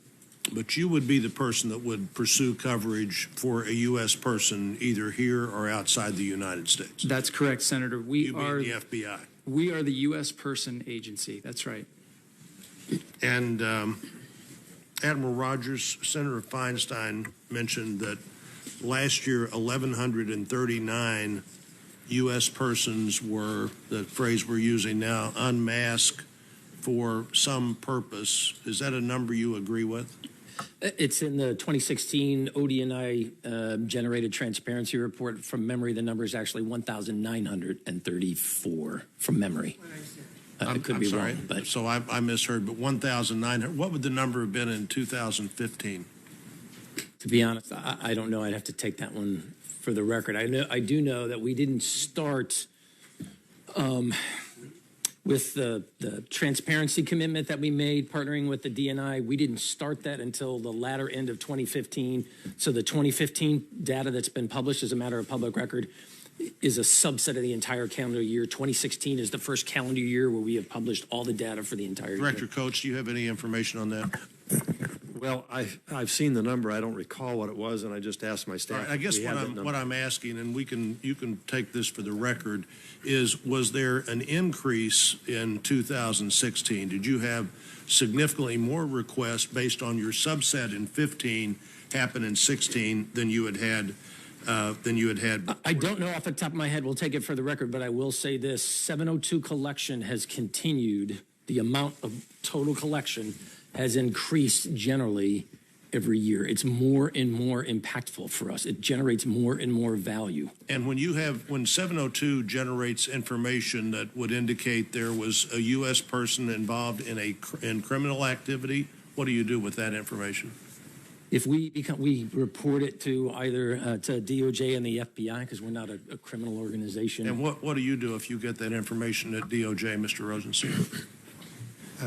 Information from a 702 collection that clearly indicates there's a crime involving a U.S. person. I hesitate only because that's actually an FBI issue, so I would refer to Mr. McCabe. Mr. McCabe. Sure. So we take that referral, and if that's a U.S. person, we begin to build an investigation aiming towards Title I FISA collection.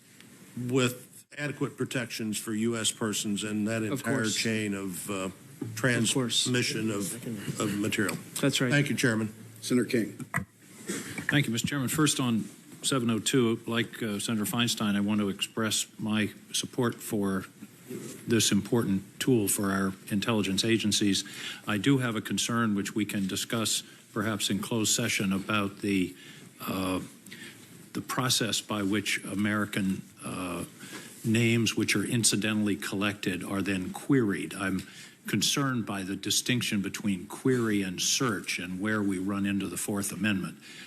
It strikes me as bootstrapping to say we collected it legally under 702 and then we can go and look at these American persons, and I believe that the Fourth Amendment imposes a warrant requirement in between that step, which is not present in the present process.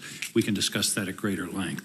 Mr. McCabe, I'm puzzled by your refusal to answer Senator Heinrich's question about a conversation you may have had with Director Comey. What's the basis of your refusal to answer that question? Sure, as I stated, I think first, I can't sit here and tell you whether or not that those conversations that you're referring to. Why not? Do you not remember them? No, I'm sorry, sir. I don't know whether conversations along the lines that you have described fall within the purview of what the special counsel is now investigating. Is there some prohibition in the law that I'm not familiar with that you can't discuss an item and that you've been asked directly a question? It would not be appropriate for me, sir, to discuss issues that are potentially within the purview of the special counsel's investigation. And that's the basis of your refusal to answer this question? Yes, sir. And that, and knowing, of course, that Director Comey will be sitting behind this table it's your tomorrow. position that the special counsel is entitled to ask you questions about this, but not an oversight committee of the United States Congress? It is my position that I have to be particularly careful about not stepping into the special counsel's lane, as they have now been authorized. I don't by the understand Department why of the Justice special to counsel's investigate lane those takes matters. precedence over the lane of the United States Congress and an investigative and oversight committee.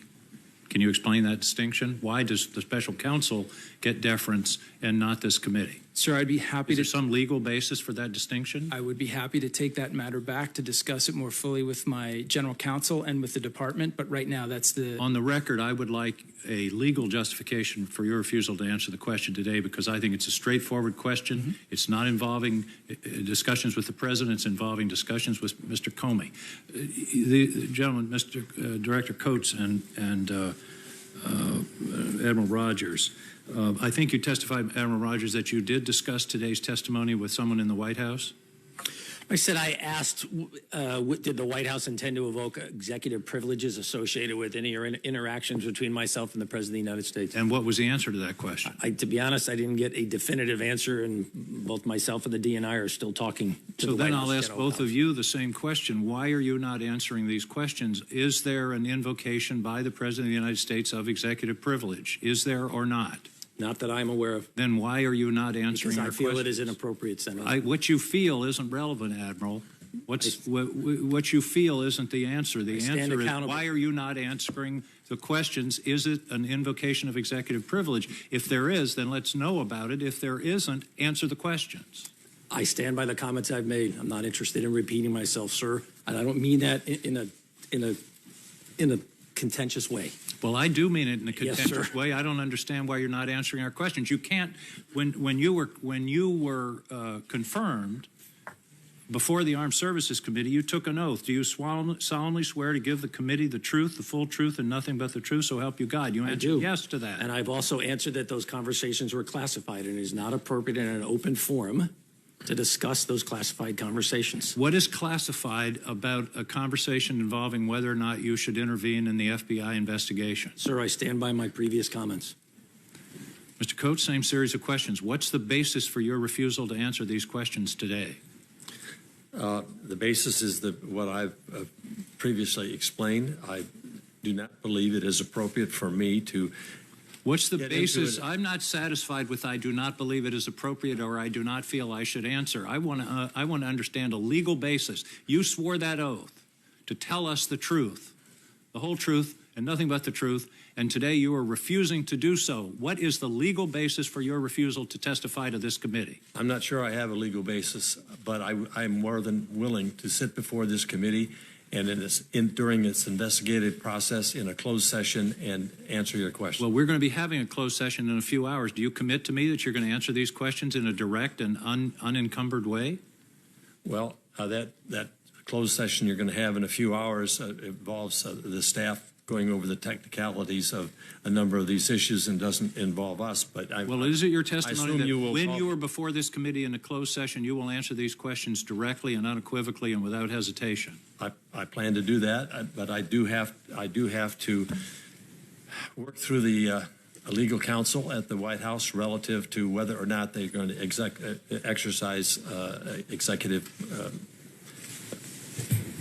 Admiral Rogers, will you answer these questions in a closed session? I likewise respond as the DNI has. I certainly hope that is what happens. I believe that's the appropriate thing.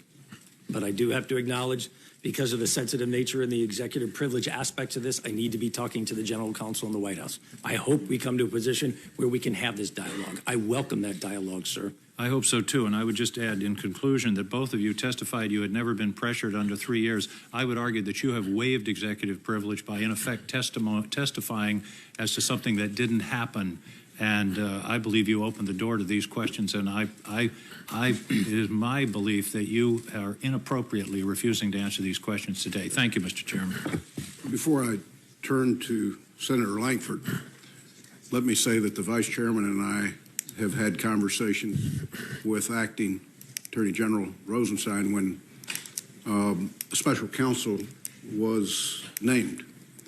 And as I had shared with the members of this committee prior to that, that as we carried out an investigation, there would come a point in time either with an investigation that was currently ongoing at the FBI, or if there was a special counsel with the special counsel, where there would be avenues that this committee could not explore. And it was my hope that already the Vice Chair and I would have had that conversation with the special counsel. We have not. We've made the request. We intend to have it. And I think that both of us anticipated that we would reach this point at some point in the investigation. We are there where there are some things that will fall into the special counsel and or an active investigation, Vice Chairman. Let me just say, though, that at this point, we've not had that conversation with Mr. Mueller. We've not been waived off on any subject. And the way I'm hearing all of you gentlemen is that Mr. Mueller has not waived you off from answering any of these questions. Is that correct? I've had no conversations with Mr. Mueller. I've been out of the country for the last 9 days, and I haven't had an opportunity. Have any of you had, because if you've not had questions waived off with Mr. Mueller, I think, frankly, and I understand your commitment to the administration, but that Senator King, Senator Heinrich, and my questions deserve answers, and at some point the American public deserves full answers. I'm going to ask Mr. Rosenstein to address that. Thank you, Mr. Chairman. And I'm sensitive to your desire to keep our answers brief, and my full answer actually would be very lengthy. But my brief answer, from my perspective with the Department of Justice, and I've been there for 27 years, and Mr. McCabe also is a career employee of the Department of Justice, our default position is that when there's a Justice Department investigation, we do not discuss it publicly. That's our default rule, so nobody needs to. Is that the rule for the President of the United States as well? I don't know what. Because that is what the questions are being asked about. Reports that nobody has laid the rest here, that the President of the United States has intervened directly in an ongoing FBI investigation, and we've gotten no answer from any of you. And frankly, we've at least heard from Director Coates and Admiral Rogers that they've not been asked to recuse an answer because of Director Mueller. And I don't understand why we can't get that answer. So I'm not answering for Director Rogers or Director Coates. I'm answering for Director McCabe and myself with regard to the Department of Justice. Senator Langford. Director McCabe, can I ask you, do you feel confident at this point the FBI is fully cooperating with special counsel for any requests in communication and setting up of the coordination between the offices for documents, work products, insight, anything the special counsel, as they're trying to get organized and get prepared for the investigations they're taking on? Is everyone in the FBI fully cooperating with special counsel? Absolutely, sir. I'm absolutely confident of that. We have a robust relationship with the special counsel's office, and we are supporting them with personnel and resources in any way they request. Thank you. Admiral Rogers, this spring, NSA decided to stop doing about queries. That was a long conversation that's happened there. It's now come out in the public about that conversation, that was identified as a problem. The court agreed with that, and that has been stopped. What I need to ask you is, who first identified that as a problem? The National Security Agency did. Okay, so how did you report that? Reported that to who? How did that conversation go once you identified we're uncomfortable with this type? So in 2016, I had directed our Office of Compliance, let's do a fundamental baseline review of compliance associated with 702. Okay. We completed that effort. My memory is I was briefed on something like October the 20th. that led me to believe the technical solution that we put in place is not working with the reliability that's necessary here. I then, from memory, and went to the Department of Justice and then on to the FISA court at the end of October. I think it was something like the 26th of October, and we informed the court we have a compliance issue here, and we're concerned that there's an underlying issue with the technical solution we've put in place. We told the court we were going to need some period of time to work our way through that. The court granted us that time. In return, the court also said we will allow you to continue 702 under the 16 authorizations, but we will not reauthorize 17 until you show us that you have addressed this. We then went through an internal process, interacted with the Department of Justice as well as the court. And by March, we had come to a solution that the FISA court was comfortable with. The court then authorized us to execute that solution and also then granted us authority for the 702 effort. So you reported initially to the court this is an issue, or the court initially came to you and said we have an issue? I went to the court and said we have an issue. And the court said we agree we have a problem as well? Jack. And then it got held up, went through the process of review, and the court is now signed off on the other 16. That is correct. So how does this harm your collection capabilities to be able to not do the about collections? So I acknowledge that in doing this, we were going to lose some intelligence value. But my concern was I just felt it was important. We needed to be able to show that we are fully compliant with the law. And the technical solution we had put in place, I just didn't think was generating the level of reliability. And as a result of that, I said, we need to make the change. I will say this, and the FISA's court opinion also says the same thing. I also told the court at the time, if we can work that technical solution in a way it generates greater reliability, I would potentially come back to the Department of Justice and the court to recommend that we reinstitute it. And in fact, the court acknowledged that in their certification. When you say greater reliability, tell me what you mean by that. Because it was generating errors. Our Office of Compliance highlighted the specific number of cases in 2016. And I thought to myself, clearly it's not working as we think it is. We were doing queries unknowingly to the operator in a handful of situations against U.S. persons. And I just said, hey, that is not in accordance with the intent of the law. Yeah, clearly it's not only the intent, it's the actual statute Correct, itself. right, the statute, that we protect U.S. persons from yes, sir. This is foreign directed. So what I'm hearing from you is the accountability system worked. Yes, sir. That the issue rose up. We're collecting. We do have information on U.S. persons. We don't want to get that information. Immediately, the process started going through to be able to stop it. The court then put the final stop on it. It was corrected, and then that's now cleared. Yes, sir. And in fact, we're purging the data as well. Not only have we stopped doing it, but we're purging the data that we had collected under the previous authorization. So the issue on 702, most Oklahomans that I interact with don't know the term 702. But if I ask them, should we collect information on terrorist organizations and terrorists overseas who are planning to carry out attacks on us and our allies, they don't hesitate. They say, absolutely, we should do that. Now, they don't want collection on themselves and their mom, but they absolutely want us to be able to target terrorists. And so the issue that I think when we talk about 702 on this dais is a normal conversation back home, that if we miss something internationally, everyone says, I thought we were doing this. Why aren't we? So I fully appreciate the civil liberties conversation, the privacy questions. Those are things I'm also passionate about. And it's very interesting for me to be able to hear from you that you're passionate about and NSA is passionate about to make sure that we're not collecting on Americans.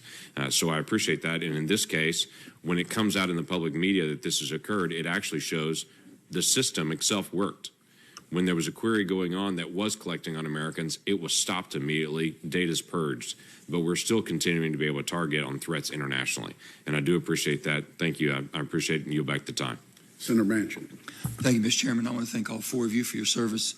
And you all are held at the highest, I think the highest regards by your colleagues and your peers. And I think that speaks volumes of the character of all four of you. And I appreciate that very much.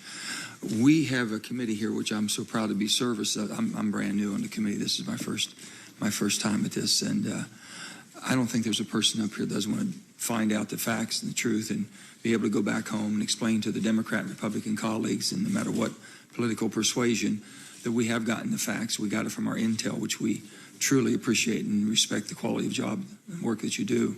And this is our findings. We're having a hard time getting there, as you can tell, and I respect where you all are coming from. I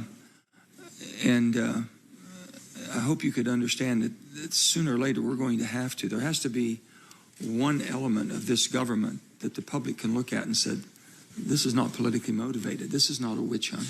No one's trying to harm anybody. We just want to do the business of our government and our country and do the best that we can for that and make sure that they have the confidence in the people that they've put at the head and have elected. That's what we're trying to get to. Today's been very difficult. Me sitting here listening to some of the answers and an ability to answer some of the questions. If the Intelligence Committee in the Senate cannot get answers we know in an open setting like this, are these answers that we're asking, the questions that were simply asked today, would they be given into a classified intel setting that we would have? Could you answer differently than what you've given us an open session? I think, Director Coates, you said that you would be able to answer differently in a... I think I've made that very clear. Yes. I've tried. Admiral Rogers, would you be able? And likewise, I certainly hope so. Mr. Rosenstein, would you? Senator, speaking for Mr. McCabe and myself, we have been involved in managing the criminal investigation, and so I would ask that you, as Chairman Bear suggested, it's really appropriate for Director Mueller, since we've turned over control of that investigation to him, to make the determination in the first instance about what we can and can't speak about. So I would encourage you to use Mr. Mueller as your point person as to whether or not it's appropriate to reveal that information. Well, let's just say that the questions that was asked to Mr. McCabe, I think they weren't anything on the investigation side. It was asked pretty personal, directly. Could you answer differently in a classified setting, sir? I would reiterate the DAG's comments that it's at this point, with the special counsel involved, it would be appropriate for the committee to have an understanding with the special counsel's office as to where those questions would go. But I would also point out that as we have historically, when we are investigating sensitive matters in which operational security is of utmost importance, members of the intelligence community typically come and brief the leadership, congressional leadership, on sensitive investigative matters. We have done so. I have done so. Director Comey has done so prior to the appointment of the special counsel. And some of the questions that you have asked this morning were addressed in those closed, very restricted, very small settings. Well, let me say this, that if it would be the desire of the chairman and vice chairman, if we could, since we have a classified hearing scheduled for 2 o'clock this afternoon, would you all make yourself available? Since it doesn't linger on, there's been a lot of questions, a lot of anticipation, a lot of build-up anxiety, if you will. I think you could really help an awful lot of us clear the day up, if you will. If I could address the Senator's question, this afternoon is set with technical people to walk us through 702. Rest assured that we will take the first available opportunity to have people back in closed session to address those questions that they can address. And hopefully prior to that, the Vice Chair and I would have an opportunity to meet with Director Mueller to determine whether that fits within the scope of his current investigation, and we will do that. Well, Mr. Chairman, the only thing I'm saying is that I know that you can tell by the intensity of the questions here that there's a lot of concerns right now, and we have both Director Coates and Admiral Rogers are willing to say in a classified hearing that they would be able to answer differently. That's the only reason I was bringing that up, and we had it this afternoon. I would hope that would maybe be considered. Let me ask a question. Does the President support Section 702 reauthorization of the FISA expanded authority? Absolutely. Everyone? Full support. Full support there. Did the President ask, or was he given any specific intelligence or info concerning the Russian active measures in the 2016 presidential election? Was he briefed on that? Did he ask for that briefing, or did it an automatic briefing that you give? Admiral Rogers? Well, all that took place before I was So I will say, yes, he was briefed on the results of the intelligence community assessment. I was part of that in January prior to his assuming his duties. He and I have discussed as well the specifics of that assessment subsequent to him after he had become the president, assumed the duties. Let me just say, just in finishing up, I just would hope that you all, with your expertise and all of your knowledge, would help us put closure to this sooner or later. I mean, we need your help. We need your assistance. We really do. And this is a committee that I think will take the facts as you give them to us and decipher that. and come up with some appropriate action and a final report, which is, I think, what the public is looking for. We can't do that without your assistance. So thank you all. And Senator, I fully understand that statement. And as the chairman mentioned, the procedures he's going to put in place relative to when we hold that hearing and the relationship it is to the official investigation that's going on by Director Mueller will dictate when and how we do that. I think we need you in the skiff sooner than later. Thank you. Senator Cotton. Thank you, gentlemen. I want to talk about the import of Section 702 to our national security. Admiral Rogers, I'll direct most of these questions to you as the subject matter expert on the panel on signals intelligence from foreign threats, though I might turn to some of our lawyers for legal questions. Does Section 702, Admiral Rogers, allow you to collect information on U.S. citizens? As intentionally targeted individuals? Yes, No. intentionally target them. No. Does it allow you to target foreigners to do what's called reverse targeting of U.S. citizens, knowing those U.S. citizens are in communications? No, it does not. Does it allow you to collect information on foreigners who are on U.S. soil? No. It doesn't? 702 is outside the United States. So you can collect information on an ISIS terrorist in Syria, and he comes to the United States, and you can no longer collect information on his cell phone or his email address. We're in a foreign intelligence organization. We coordinate with the FBI, but yes, sir, we don't do internal domestic collection broadly. Mr. Rosenstein, do foreigners have constitutional rights? When they're in the United States, Senator, different rules apply, and that's why I think it's important for people to understand that Section 702 applies only in circumstances where it's a foreign national outside the United States. If they're inside the United States, we would need to rely on other provisions of FISA to do that collection. So yes, we can do it, but we need to apply different rules. And Mr. McCabe, as the director indicated, is responsible for that. Mr. McCabe, what happens when an ISIS terrorist comes from Syria to the United States and Director Rogers or Admiral Rogers can no longer use Section 702 to monitor his electronic communications? Yeah, Admiral Rogers folks notify mine, and then we work together to pursue coverage under different elements of the FISA statute. I'm sure you work as hard as you can to make sure that it's absolutely seamless, but it does seem to me that Section 702, because it's limited to foreigners on foreign soil without targeting any U.S. persons anywhere, goes the extra mile to protect the constitutional rights of American citizens and even the supposed constitutional rights of foreigners when they come on U.S. soil. That's one reason why I support the permanent extension of Section 702, and I introduced legislation to that effect yesterday with the support of all 7 Republicans on this committee. Tom Bossert, the counterterrorism and homeland security advisor to the president, write in today's New York Times about our legislation.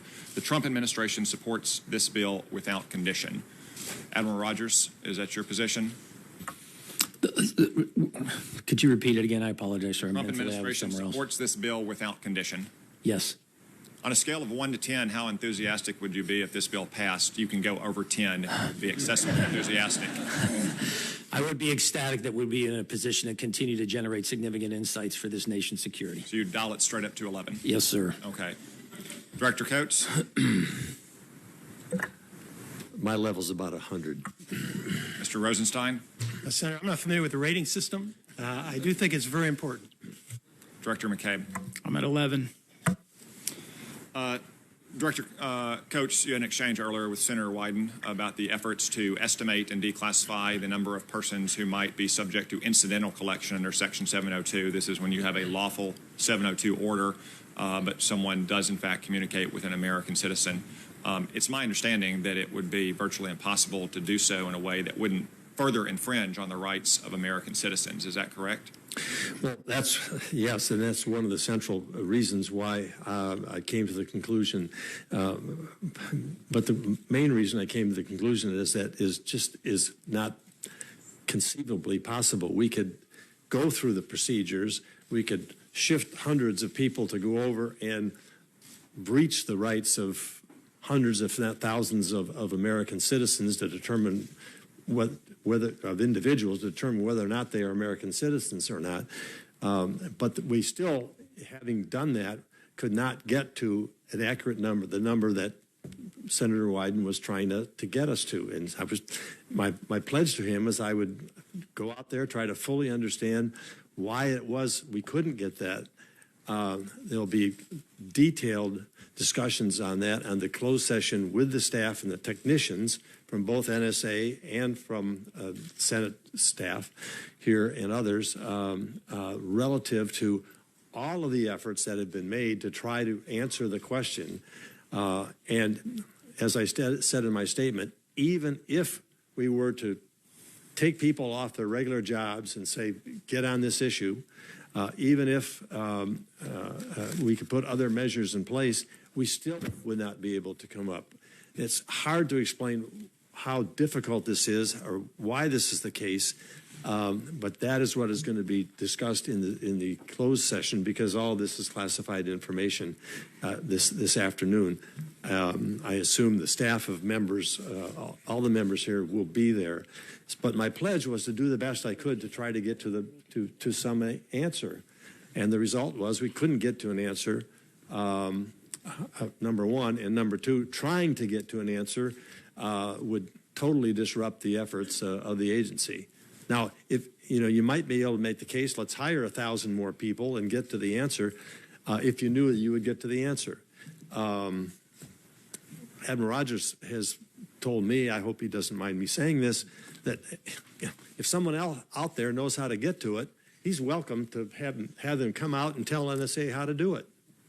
Well, but everybody says you can get to the number, it's easy. There's all kinds of agencies out there that can do it. I think you might welcome the advice if they wanted to do that. So it really raises the question of why there has to be an exact number. Well, if we're going to hire 1,000 new people, I'd sooner them focus on terrorists and foreign intelligence services than violating the privacy rights of American citizens. My time has expired. Senator Harris. Thank you. Admiral Rogers, in response to the question from Senator Manchin, you, it appears, felt free to discuss the conversations you've had with the President in January about Russian active measures. Can you share with this committee how you're determining which conversations you can share and which you don't feel free to share? Ma'am, the fact that we briefed the President previously, both went up to New York and previously is a matter of public record. So if it's a matter of public record, then you feel free to discuss those conversations? If it's not classified, you can keep trying to trip me up. Senator, if you could I get to respond, please, ma'am? No, sir. No. Okay. Are you saying that if it is classified, you will not discuss it? And then my follow-up question obviously would be, do you believe that discussion of Russian active measures is not the subject of classified information? I stand by my previous comments. Thank you. Mr. Rosenstein, when you appointed a special counsel on May 17th, you stated, quote, based upon the unique circumstances, the public interest requires me to place this investigation under the authority of a person who exercises a degree of independence from the normal chain of command. The order you issued along with that statement provides that 28 CFR 600.4 through 10 were applicable. Those are otherwise known as the special counsel regulations. Is that correct? Yes, Senator. And it states that the special counsel, quote, shall not be subject to the day-to-day supervision of any official of the department. However, the regulations permit you, as acting attorney general for this matter, to override Director Mueller's investigative and prosecutorial decisions under specified circumstances. Is that correct? Yes, Senator. And it also provides that you may fire or remove Director Mueller under specified circumstances. Is that correct? Yes. And you indicated in your statement that you chose a person who exercises a degree of independence, not full independence from the normal chain of command. So my question is this. In December of 2003, then Attorney General John Ashcroft recused himself from the investigation into the leak that led to the disclosure of Valerie Plame's identity as a CIA officer. The acting Attorney General at the time was Jim Comey. He appointed a special counsel, Patrick Fitzgerald, to take over the matter. In a letter dated December 30th of 2003, Mr. Comey wrote the following to Mr. Fitzgerald, quote, I direct you to exercise the authority as special counsel independent of the supervision or control of any officer of the department. In a subsequent letter, dated February 6, 2004, Mr. Comey wrote to clarify the earlier letter stating that his delegation of authority to Mr. Fitzgerald was, quote, plenary. Moreover, it said that my, quote, conferral on you of the title of special counsel in this matter should not be misunderstood to suggest that your position and authorities are defined or limited by 28 CFR Part 600. Those are the special counsel regulations we discussed. So, would you agree, Mr. Rosenstein, to provide a letter to Director Mueller, similarly, providing that Director Mueller has the authority as special counsel, quote, independent of the supervision or control of any officer of the department, and ensure that Director Mueller has the authority that is plenary and not, quote, defined or limited by the special counsel regulations? Senator, I'm very sensitive about time, and I'd like to have a very lengthy conversation and explain that all to you. I tried to do that. Can you give me a yes or no answer, in the closed briefing? Well, it's not a short answer, Senator. The answer it is either you are willing to do that or not, as we have precedent in that regard. But Mr. Chairman, they should be allowed to answer the question. It's a long question you pose, Senator, and I fully appreciate the import of your question, and I'll get to the answer. My quibble with you is Pat Fitzgerald is a very principled, very independent person. I have a lot of respect for him. Pat Fitzgerald could have been fired by the president because he was a United States attorney. Robert Mueller cannot, because he's protected by those special counsel regulations. So although it's theoretically true that there are circumstances where he could be removed by the acting attorney general, which for this case at this time is me, your assurance of his independence is Robert Mueller's integrity and Andy McCabe's integrity and my integrity and those regulations. Sir, if I may, the greater assurance is not that you and I believe in Director Mueller's integrity, which I have no question about Mr. Mueller's integrity.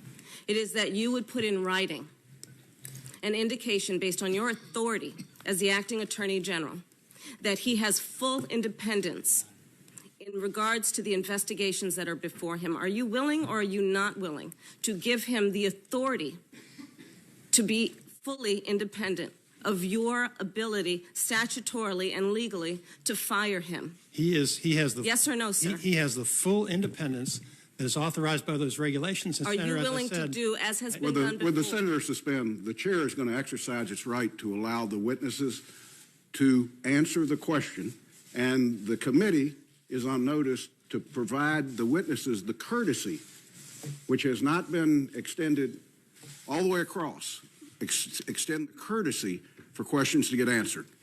Mr. Chairman, respespectfly, Mr. Rosenstein, I would point out that this witness has joked with the, as we all have, the senator ability to filibuster. Mr. Rosenstein, would you like to thoroughly answer Thank the you, question? Mr. Chairman. Senator, I'm not joking. The truth is, I have a lot of experience with these issues, and I could speak to you for a very long time about it, and I'm sympathetic. I appreciate the 5-minute limit. That's not my limit. But the answer is, this originated, as you may know, with the independent counsel statute. And I worked for an independent counsel, and I worked in the department during the independent counsel era when independent counsels were appointed by authorization of the Senate. They were appointed by federal judges, and they had essentially the authority equivalent to the Attorney General. That statute sunsetted, and the majority of members of this body concluded that that was appropriate because they did not want special independent counsels who were 100% independent of the Department of Justice. That was a determination made by the legislature. Now, I know the folks at the department who drafted this regulation under Janet Reno, and they drafted it to deal with this type of circumstance. And the idea was that there would be some circumstances where, because of unusual events, it was appropriate to appoint somebody from outside the department, not somebody like Pat Fitzgerald, who was a U.S. attorney who could be fired, but somebody from outside the department who could be trusted to conduct this investigation independently and could be given an appropriate degree of independence. Under the regulation, he has, I believe, adequate authority to conduct this investigation. And your ultimate check, Senator, is, number one, the integrity of the people involved in the investigation. But number two, the fact that if he were overruled or if he were fired, we would be required under the regulation to report to the Congress. And so I believe that's an appropriate check. And so while I realize that theoretically anybody could be fired, and so there's a potential for undermining an investigation, I am confident, Senator, that Director Mueller, Mr. McCabe, and I, and anybody else who may fill those positions in the future will protect the integrity of that investigation. That's my commitment to you, and that's the guarantee that you and the American people have. Senator So is that a no? Senator Cornyn. Well, seems to be one thing we all agree on, at least so far based on the questions and the comments, and that is the 702 is an important tool for the intelligence community and one that needs to be preserved. And I agree with Senator Cotton that it should be extended without a sunset provision as currently written. So it's good to have one thing we agree on. But I want to ask Director Coates and perhaps Admiral Rogers if you want to comment on this as well. As I understand the framework of 702, it is to intentionally not target American citizens. It is to intentionally target foreign persons and to not collect information from American citizens except by way of incidental collection. And I think you've described, Admiral Rogers, the extensive procedures that the law requires and that NSA practices have in place to minimize the access of anybody in the intelligence community to that U.S. person. And indeed, you've talked about purging incidental collection that was made in the course of a 702 investigation. So it strikes me, Director Coates, the question that Senator Wyden has asked you and that's come up several times, to intentionally target American citizens in order to generate a number is just the opposite of what the structure of 702 provides, because the whole idea is to not collect, not to be able to gather information about American citizens except in the incidental course of collecting information against a foreign intelligence target. Is that a fair statement? That's fair in my mind, and it was a central piece of the information of fact that caused me to come to the conclusion that this would do just exactly what you said. You're breaching someone's privacy to determine whether or not they are an American person. To generate a list for Congress. It potentially could, yes, to generate a list for Congress. That wasn't the only basis on which we made the decision, but that was an essential basis. Thank you. I want to ask a little bit more about the minimization procedures and the importance of those, and a little bit about unmasking of U.S. persons' names that Admiral Rogers and others have, Director Coates, you've talked about. You've explained the process and the elaborate procedures that are in place to make sure that this is not done accidentally or casually. And I think that's very important to reassuring the American people that in the collection of foreign intelligence, we are extraordinarily protective of the privacy of U.S. citizens who might be incidentally collected against. And so, to me, the minimization procedures are very important. The internal policies of the NSA when it comes to collecting foreign intelligence that happens to incidentally impact American citizens is absolutely critical to this balance between security and individual privacy. Perhaps this is a question for Mr. Rosenstein, though, and maybe Director McCabe. If someone is to use the unmasking process for a political purpose, is that potentially a crime? Yes, Senator. And Director McCabe, perhaps, or Deputy Attorney General Rosenstein, for somebody to leak the name of an American citizen that is unmasked in the course of incidental collection, to leak that classified information, is that also potentially a crime? Yes, I think that's the most significant point, Senator. I think it's important for people to understand unmasking is done in the course of ordinary legitimate intelligence gathering, when the identity of the person on the other end of the phone, the other end of the message, may be relevant to understand the intelligence significance of the communication. Leaking is a completely different matter. Leaking is a crime. Disclosing information to somebody without a legitimate purpose, need to know that information, that will be prosecuted in appropriate circumstances. And there have been cases where we've been able to determine there's a willful violation of federal law, a disclosure that was not authorized, and prosecutions have been brought and will be brought. And Mr. Rosenstein, not to pick on you or Director McCabe, but I think there's some confusion when we talk about generically about Russian investigations. We've described the role of the special counsel, which I think you've discussed in great detail, but that's primarily to investigate potential criminal acts and counterintelligence activities. Is it not? The answer to that is yes. It is the idea of the Russian investigation that has much broader significance, I know, to many of you than the piece that Director McCabe and I are referring to, and the piece that Director Mueller is investigating. Well, that's enormously helpful, at least to me, because when people speak generically of the Russian investigation, I think they're also including things like our responsibilities, the Intelligence Committee, to do oversight of the intelligence and of the potential countermeasures we might undertake to deal with the active measures campaign of the Russian government, which were clearly documented in the intelligence community assessment. But by my count, there are multiple committees of the United States Senate, including the Judiciary Committee on which I serve, which has different jurisdiction and oversight responsibilities. It's our job to do the investigation and write legislation. We're not the FBI. We're not the special counsel. We're not the Department of Justice. And I'm afraid in the conversation that we've been having here, people have been conflating all of those, and those are very distinct and importantly distinct functions. Thank you. Senator Reid. Well, thank you very much, Mr. Chairman. Director McCabe, on May 11th, you testified, quote, Director Comey enjoyed broad support when the FBI and still does to this day, and then you added that you hold him in the absolute highest regard. Is still that the case? It is, sir. Thank you. Director McCabe, I'm trying to understand the rationale for your unwillingness to comment upon your conversations with Director Comey. First, you have had, I would presume, and correct me if I'm wrong, conversations with Mr. Mueller. You've had those conversations? Yes, sir. You're fully familiar with the scope of the investigation, since you've dealt with not only Mr. Mueller, but also with...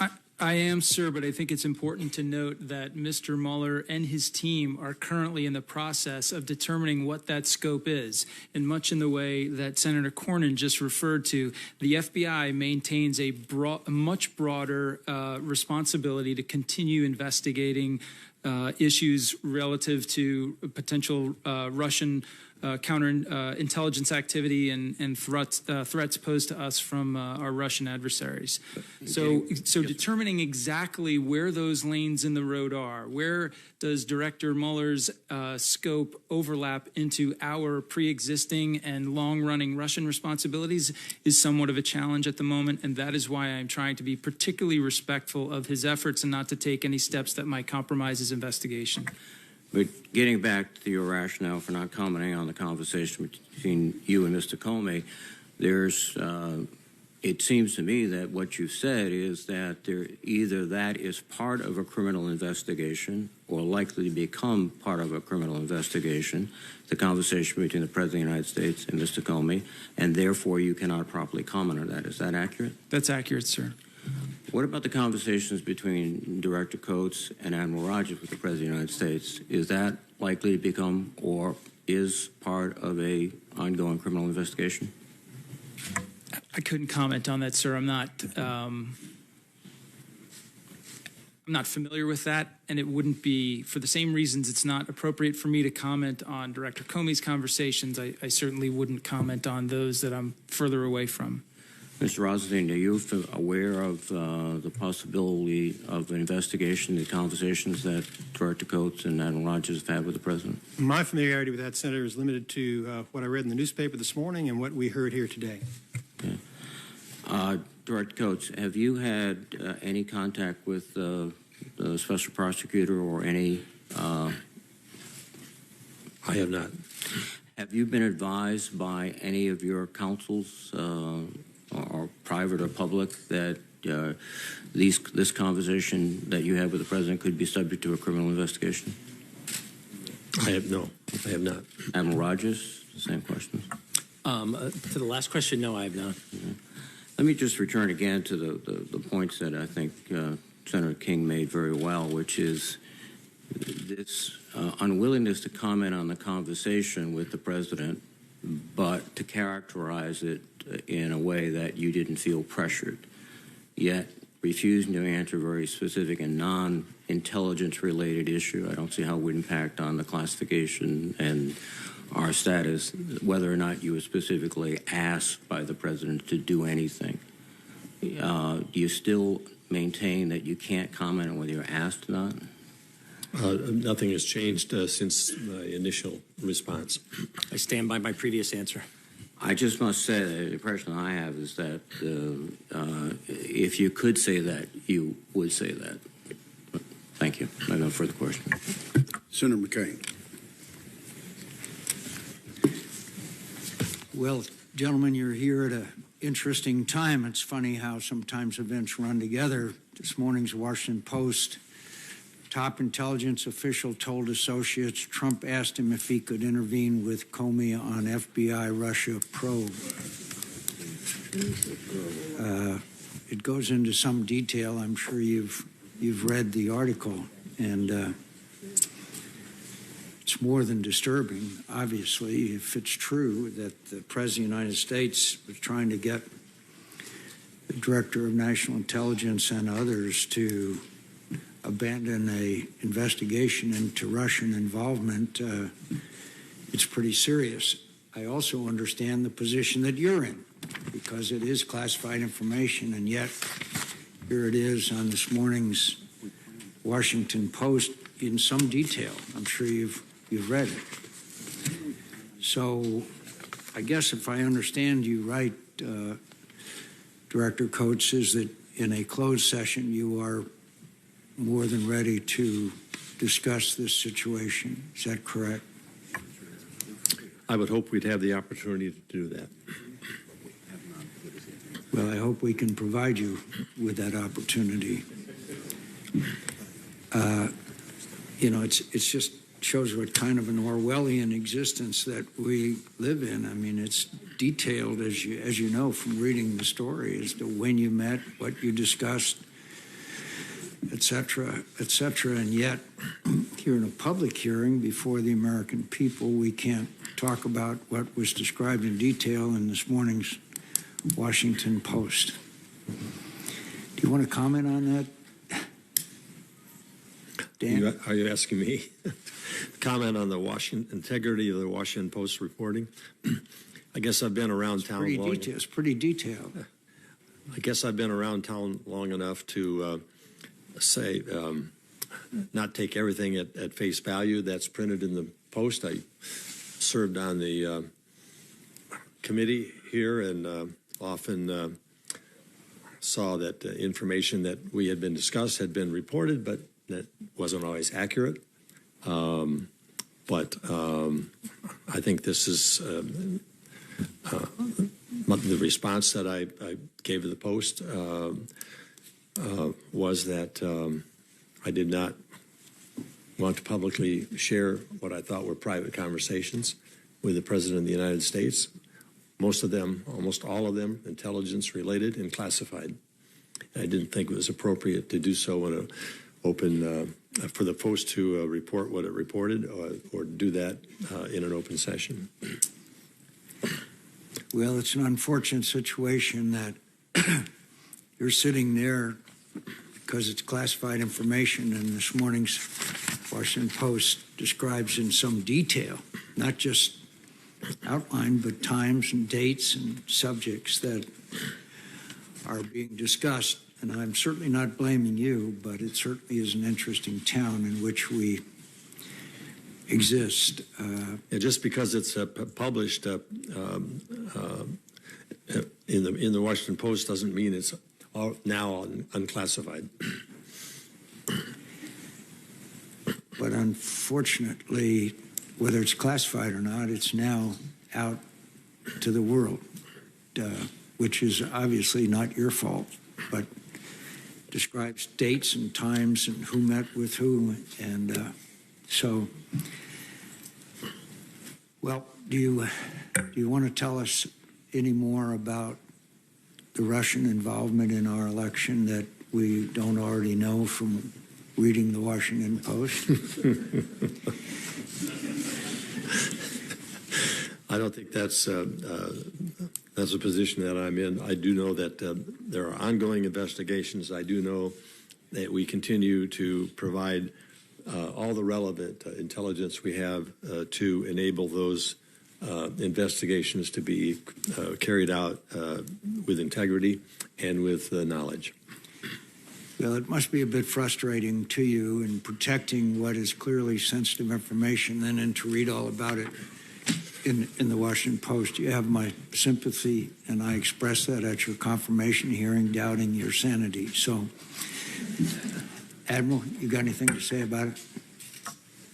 No, sir, other than, boy, some days I sure wish I was an ensign on the bridge of that destroyer again. I can understand that. I feel the same way. Mr. Rosenstein. Senator, I can't speak for anybody else, but I am proud to be here. I'm proud to be here with Director McCabe, and I'm sure he feels the same way. I do.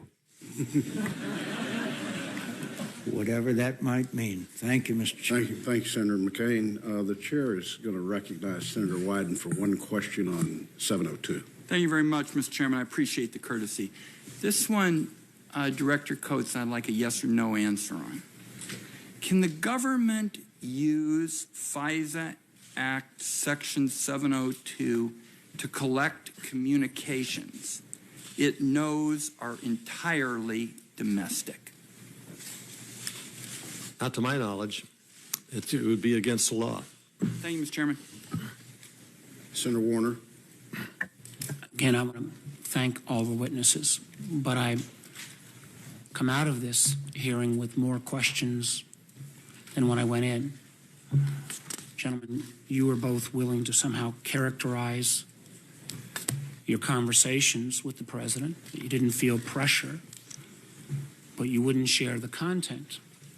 In the case of Admiral Rogers, we will have an independent third party that will at least provide some level of contemporaneous description of that conversation, and obviously why there was concerns enough to commit that to writing. I'm pretty frustrated that there is this deference to the special prosecutor, even though the special prosecutor has not talked to you. I'm concerned with the Deputy Attorney General, also deference to the special prosecutor, but there doesn't seem to be, and this committee and the chairman and I are committed to making sure that we appropriately deconflict. What we don't seem to have is the same commitment to find out whether the President of the United States tried to intervene directly with leaders of our intelligence community and ask them to back off or downplay. You've testified to your feelings response. Candidly, your feelings response is important, but the content of his communication with you is absolutely critical. And I guess I would just say the president's not above the law. If the president intervenes in a conversation and intervenes in an investigation like that, would that not be subject of some concern? Mr. Rosenstein? Senator, if anybody obstructs a federal investigation, it would be a subject of concern. I don't care who they are. And I can commit to you, if you're looking for commitment from Mr. McCabe and from me, that if there is any credible allegation that anybody seeks to obstruct a federal investigation, it will be investigated appropriately, whether it's by Mr. McCabe, by me, by the special counsel. That's our responsibility, and we'll see to it. Well, I thank the chairman for the fact that we've been working on this in a bipartisan way, and we will ultimately have to get to the content of those conversations. Thank you. Director Coates, I know you've got to go. Give me 90 more seconds, if I could. And this question probably to you, Admiral Rogers. Have our partners globally used 702 intelligence to stop a terrorist attack? Yes, sir. And if we were to lose a 702 authority, I would fully expect leaders from some of our closest allies to put out one loud scream. And in most cases, didn't they take credit for our intelligence? They don't publicly talk about where it comes from, but we acknowledge NSA is a primary provider of insights. I just wanted to get on the record. Yes, sir. A host of nations. This is a global asset. Yes. That the war on terror has is 702. Sir. Now, Mr. Chairman, if I could just take the time you were trying to protect for me for my next appointment, to just say following, and I just want to repeat, following my interaction with my contemporaries in a number of European countries. They are deeply, deeply grateful to us for the information derived from 702 has saved what they said literally hundreds of lives. Well, certainly the committee is privy to those instances in a lot of cases, and we're grateful for that.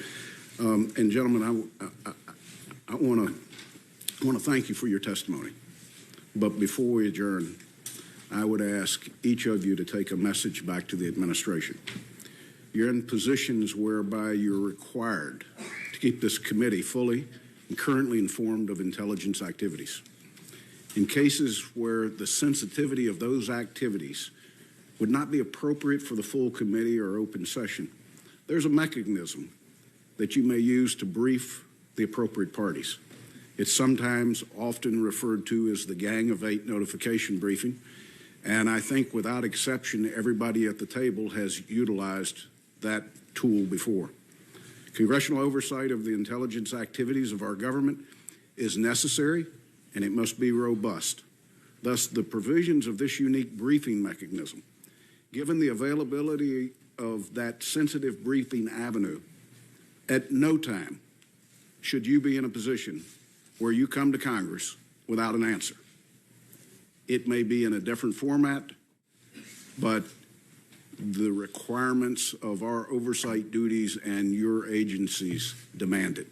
With that, again, I thank you for being here. This hearing's adjourned.